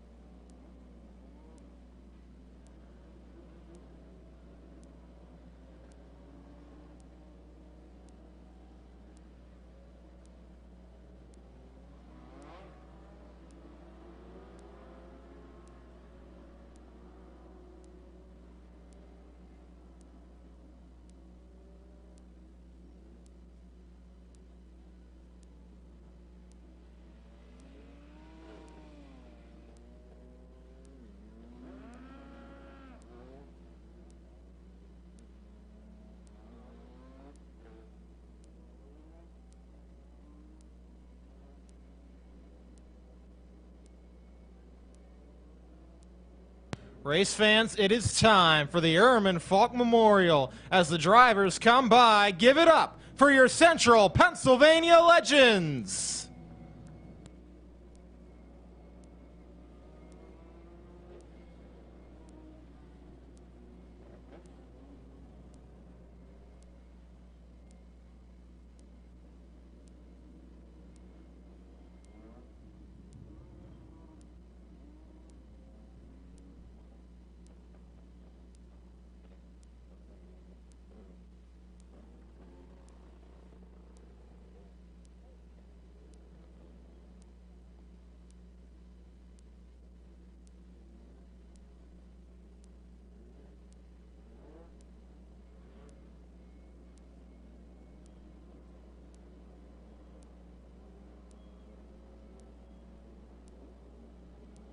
Time to go 25 laps, 24 cars.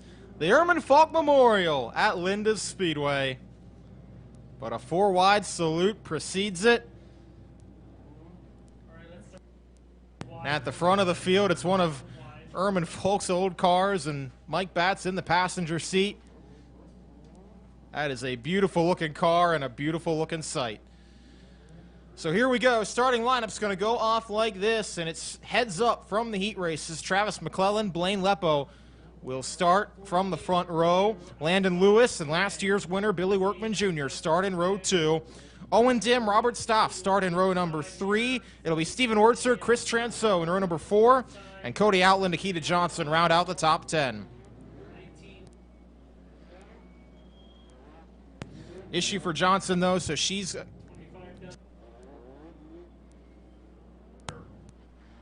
One car is going to pull off, and that's going to move Don Stout to the outside of row 5. Then it'll be Quinn Shermer, Aaron Updegraff in row number 2. In row number 6, beg your pardon, Jonathan Robinson, John Snavely start in row 7. Taylor Watson, Scott Musselman in row 8. Then it'll be Logan Jones and Logan Carball starting together on the 9th row. Hunter Yeaney starts inside row 10 alongside Sean Miller. And then we'll have Corey Phillips and Tyler Groft in row number 2.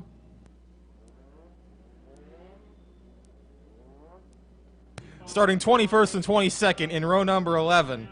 And then we'll have Vincent Wenrick rounding out the field, 23 cars strong for the Central PA Legends.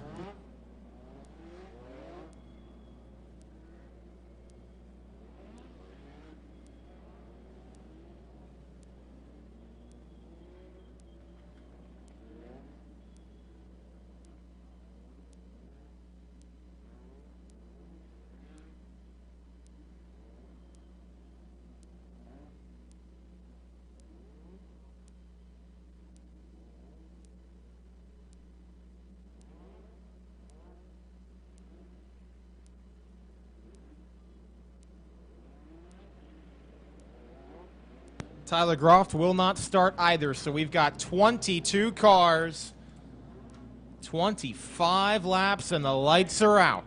Travis McClellan and Blaine Leppo start from pole position.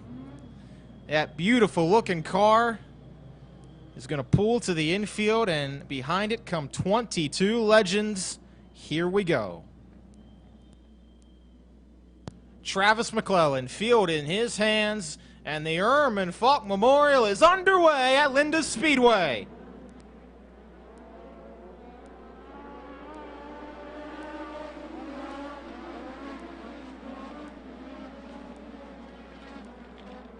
And it's McClellan through to the race lead.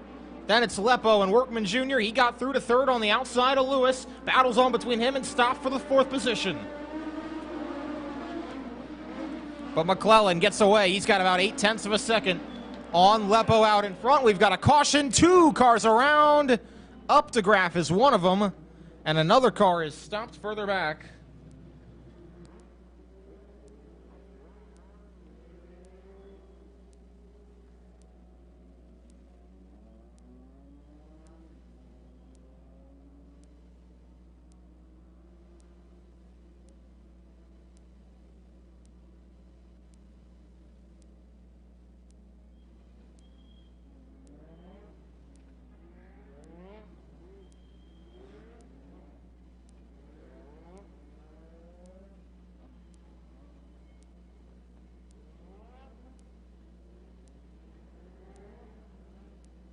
Quinn Trimmer is one of the cars over there with damage.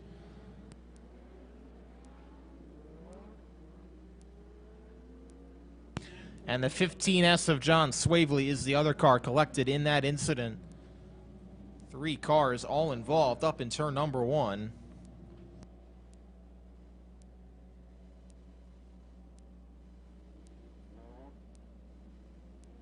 Snavely jumped out of his car. He's okay, but his night's going to be over, and they're going to also hook Quinn Trimmer to the back of a hook as well.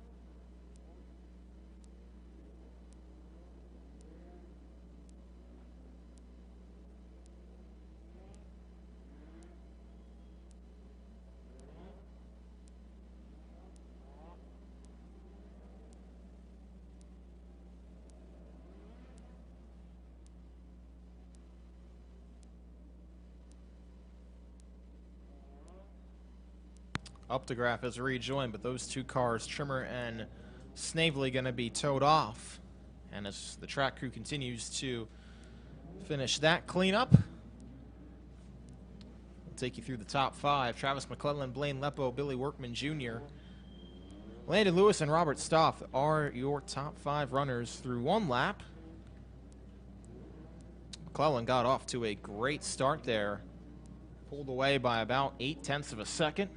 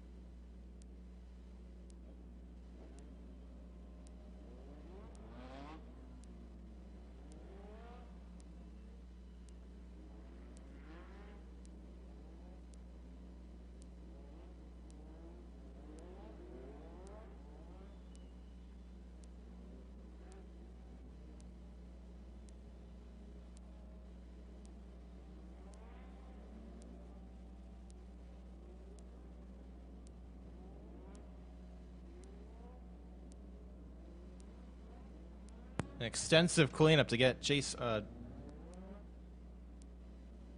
John Snavely's car back to the pit area. Once they can do that, they will resume action.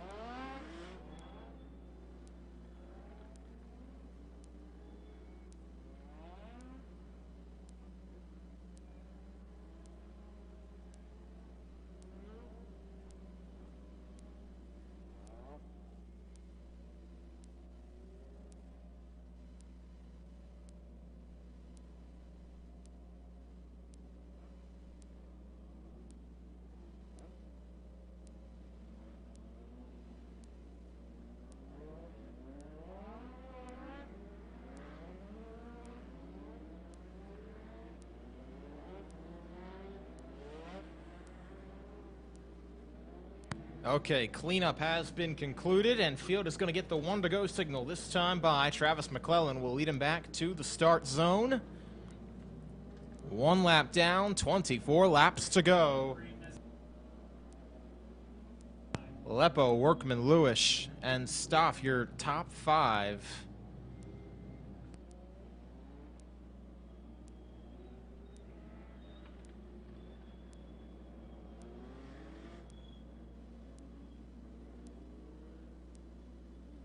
McClellan going to lead him down. Green flag in the air. We're back underway with the Ehrman Faulk Memorial. And here comes Workman trying to work his way inside of Lepo for the 2nd spot.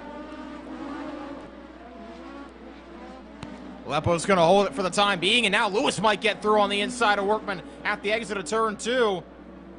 Workman was trying to make the move inside Lepo. Didn't get the drive off he needed, and that opened the door for Landon Lewis to try and get through to the 3rd spot. They'll race side by side back to turn number 1.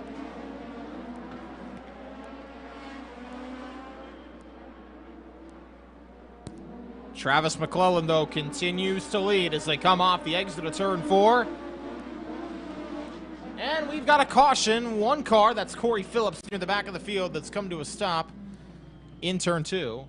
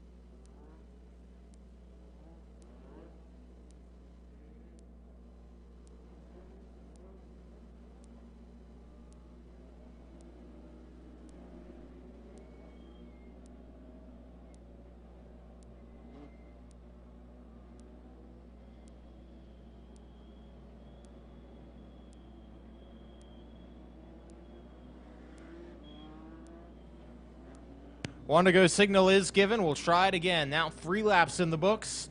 McClellan going to lead him back. Green flag back in the air. And Workman once again throws it in on Lepo in turn 3, but can't make the move happen. And once again, Lewis is going to try to pounce back to turn 1. That's going to be the battle as Wurtzer has to look inside of Stout for the 5th position. Front 4 stay the way they were running, and Stout's going to hold on for 5th for the time being. Here comes Lewis, though, trying to carve under Workman at the exit of turn number 2. They'll race side by side down the backstretch and off to turn number 3. Landon Lewis on the inside. Billy Workman Jr. on the outside, and Workman's going to hang on to the position for now. Here comes Chris Transo looking to the bottom. He'll try to go to the inside of Owen Dim for the 7th spot, but that door closes. And it's 9 cars all under a blanket, top 9 for the advantage. Dim going to have a look inside of Wurtzer. That's the battle for the 6th spot. Nothing doing there. Wurtzer hangs on to the outside, and now Transo had a look inside. But that hole closes quickly. Landon Lewis once again going to try to work to the inside of Billy Workman Jr. But can't make the move happen. 8 laps now in the books. McClellan still smooth sailing out in front, but he's not getting away too much from Blaine Lepo in second. And that battle for third will not go away. Landon Lewis is knocking at the door and knocking at the bumper of Billy Workman Jr., but can't find a way around back to turn number 1. Caution on the back straightaway. 1 car has spun. That's the 13 of Vincent Wenrick, who has slid to a stop in turn 3.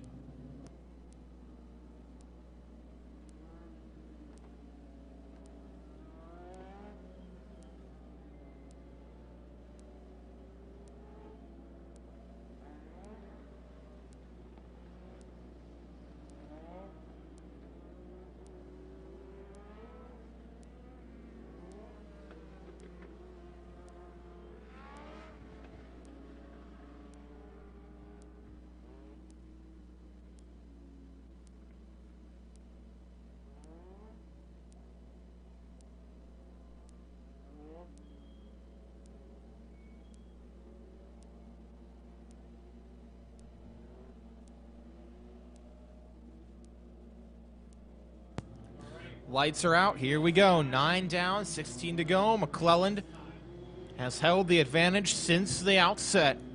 The fierce battle has been the one for third between Workman and Lewis. But we'll see what happens here.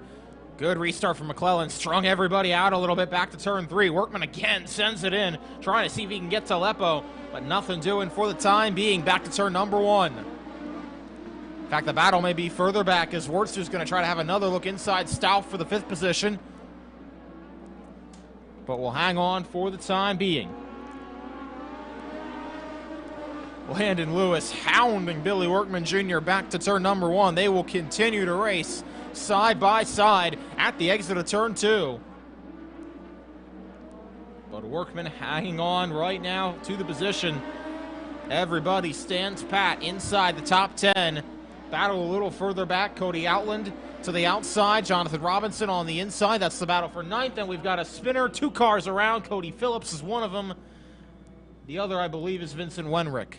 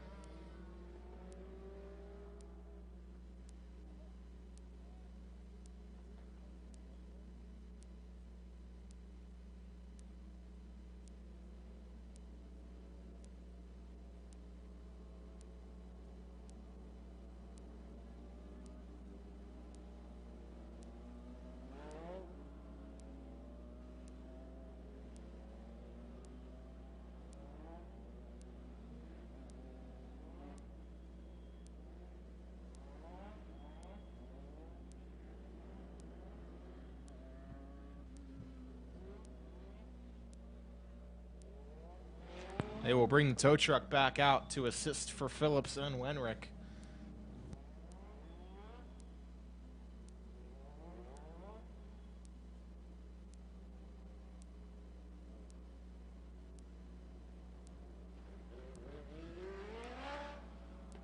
They'll fire Wenrick's car back away, but Phillips will need a tow back.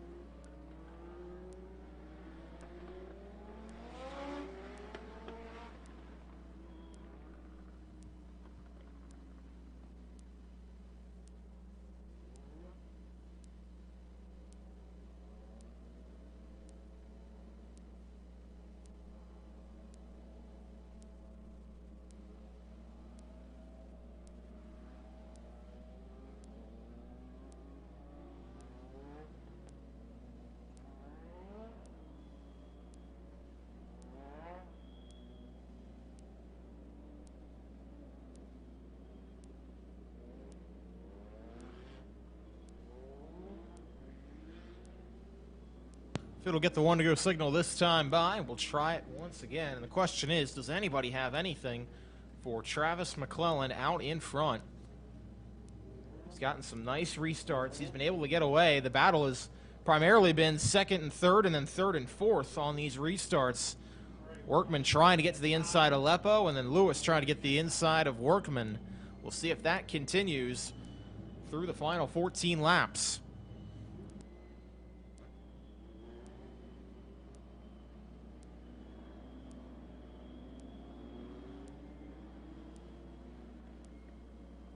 McClellan will lead them down. He can go whenever, and he goes big time. Billy Workman's going to have a shot inside Lepo off the turn number 3. They'll race side by side. Good restart from Billy Workman Jr., and the battle will continue back to turn number 1. Top side might be the preferred line unless Workman can get a big drive off, though. We'll see. Back to turn 3. Lepo on the outside. Workman on the inside. Tries to run him up a little bit. They're going to be 3 wide for second under the stripe. Back to turn 1. And they will continue 3 wide off the exit of the corner. Somebody had to give, and it was Blaine Lepo. Workman's going to get through to second. Battle's going to be on side by side between Lewis and Lepo at the exit of turn 4. Workman through to the second spot. Lewis trying to clear at the exit of turn 2. They'll come back to see 11 laps to go this time by. All that battling's let McClellan get away, and here comes Lepo now, outside of Lewis, trying to get back to the inside of Workman for second. But Billy's going to shut the door, and they'll race down to turn number 3. Here comes Shockman out of the outside of Landon Lewis. Stauff and Lewis race side by side off the exit of turn number 2. That for the 4th position. Looks like Stauff's going to complete that pass, and he may go to work on Lepo now as they come to the exit of turn number 4. Lewis gets a good drive off the bottom, though, with clean traffic. And here comes Chris Transo now making a move to the inside. He is going to make that move happen on Owen Dim. They'll race side by side for the 7th spot, but McClellan has gotten away with 8 laps to go. The gap is 1.7 seconds. And the only thing that may change that is lap traffic, unless Workman can really start to run him down. But he's got to worry about Blaine Lepo and Landon Lewis behind.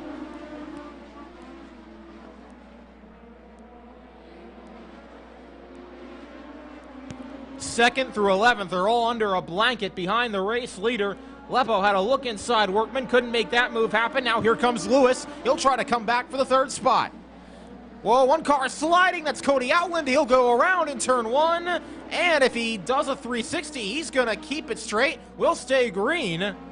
Only lost 2 spots in that process.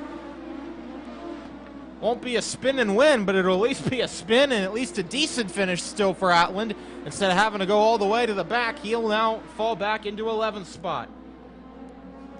But with 4 laps to go, now we've got trouble in turn 2. 3 cars stacked up and collected. One is Taylor Watson in the 25, 13 of Vincent Wenrick involved as well. And I think Stephen Musselman is the other car. Scott Musselman, beg your pardon, in the 11R.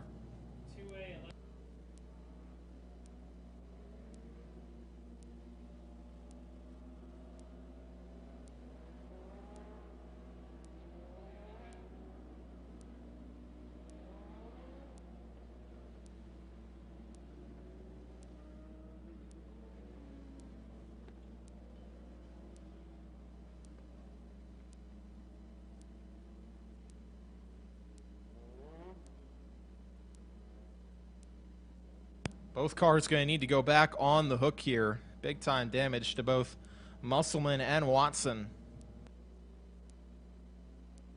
They were the first 2 that got together, and then there was nowhere for Vincent Wenrick to go.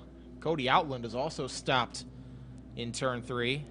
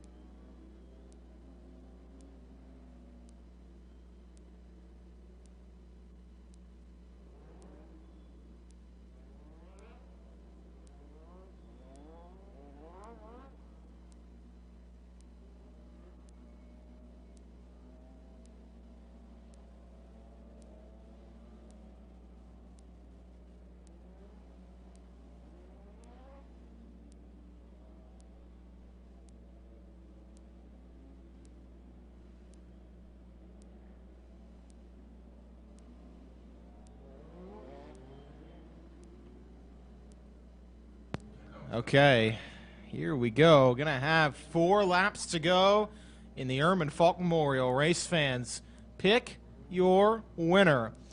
Will it be Travis McClellan, who's led the entire race so far? Billy Workman Jr., who won this a year ago. He's up to second. Will it be Blaine Lepo or somebody else? Let's see. 4 to go to settle it for the Central PA Legends Ehrman Faulk Memorial.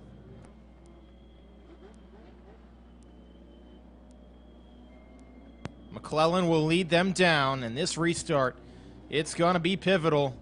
Workman got a great one last time. They stack him up. He's right on his bumper. Back to turn 3. He's going to send it in there. Have to stand on the binder zone. McClellan gets away. Now Workman's really going to have to try to charge to try and close in for the position. Good restart from Landon Lewis. He got through to third. He might have a shot at second by the time they get to turn 3. That'll be the battle side by side for second. That might be all Travis McClellan needs. We'll see. 3 laps to go, coming back to 2 this time. Twin sticks gonna be in the air. Travis McClellan by 5 car lengths over Workman back to turn number 1. Has led since the outset. He's got to put 3 more sets of corners together, coming to the white flag. Travis McClellan out of turn 4, gonna see it first. Side by side, the battle, Workman and Lewis, but that's for second. Out of turn number 4.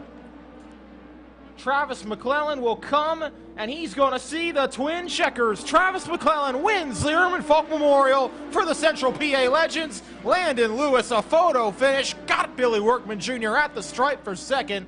Blaine Lepo and Robert Stauff round out the top 5, with Chris Transeau, Stephen Wurtzer, Owen Dim, Jonathan Robinson, and Aaron Updegraff. Your top 10 in the Ehrman Faulk Memorial. Give it to Travis McClellan.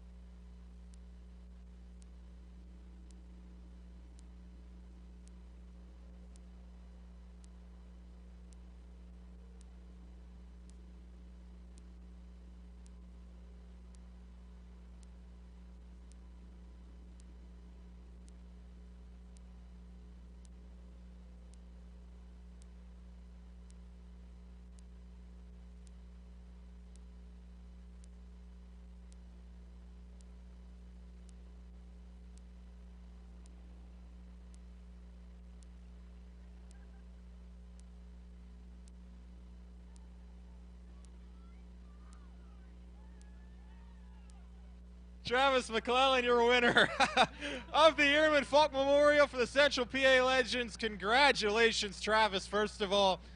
You had to battle hard in that heat race, started on the pole, had to endure a lot of restarts. It was kind of stop-start there. It was Blaine behind you for a lot of them. And then Billy on that last one. He was giving you some love taps there before that start. Were you confident you'd be able to hold him off?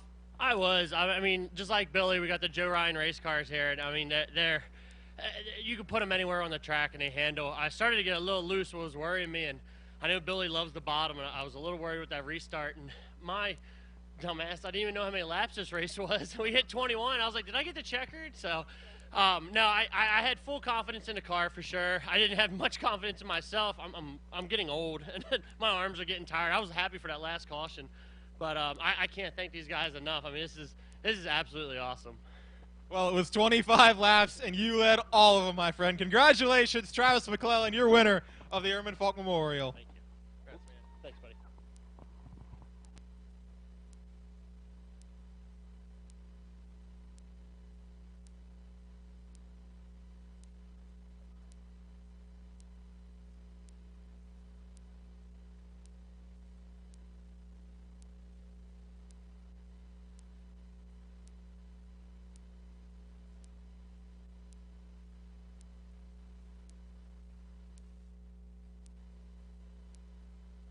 So once again, your winners on the evening in the junior slingshots. Chase Schott got the victory. Dave Kerrigan won both ends of the doubleheader for the All-Star slingshots. Pete Skias took home his third win of the season in the Mount Gretna Roller Rink 270s. Logan Rumsey, winner of the Hyper Racing Hoosier Tire Wingless 600 main event. And Travis McClellan, last but certainly not least, wins the Central PA Legends Ehrman Faulk Memorial here at Linda's Speedway.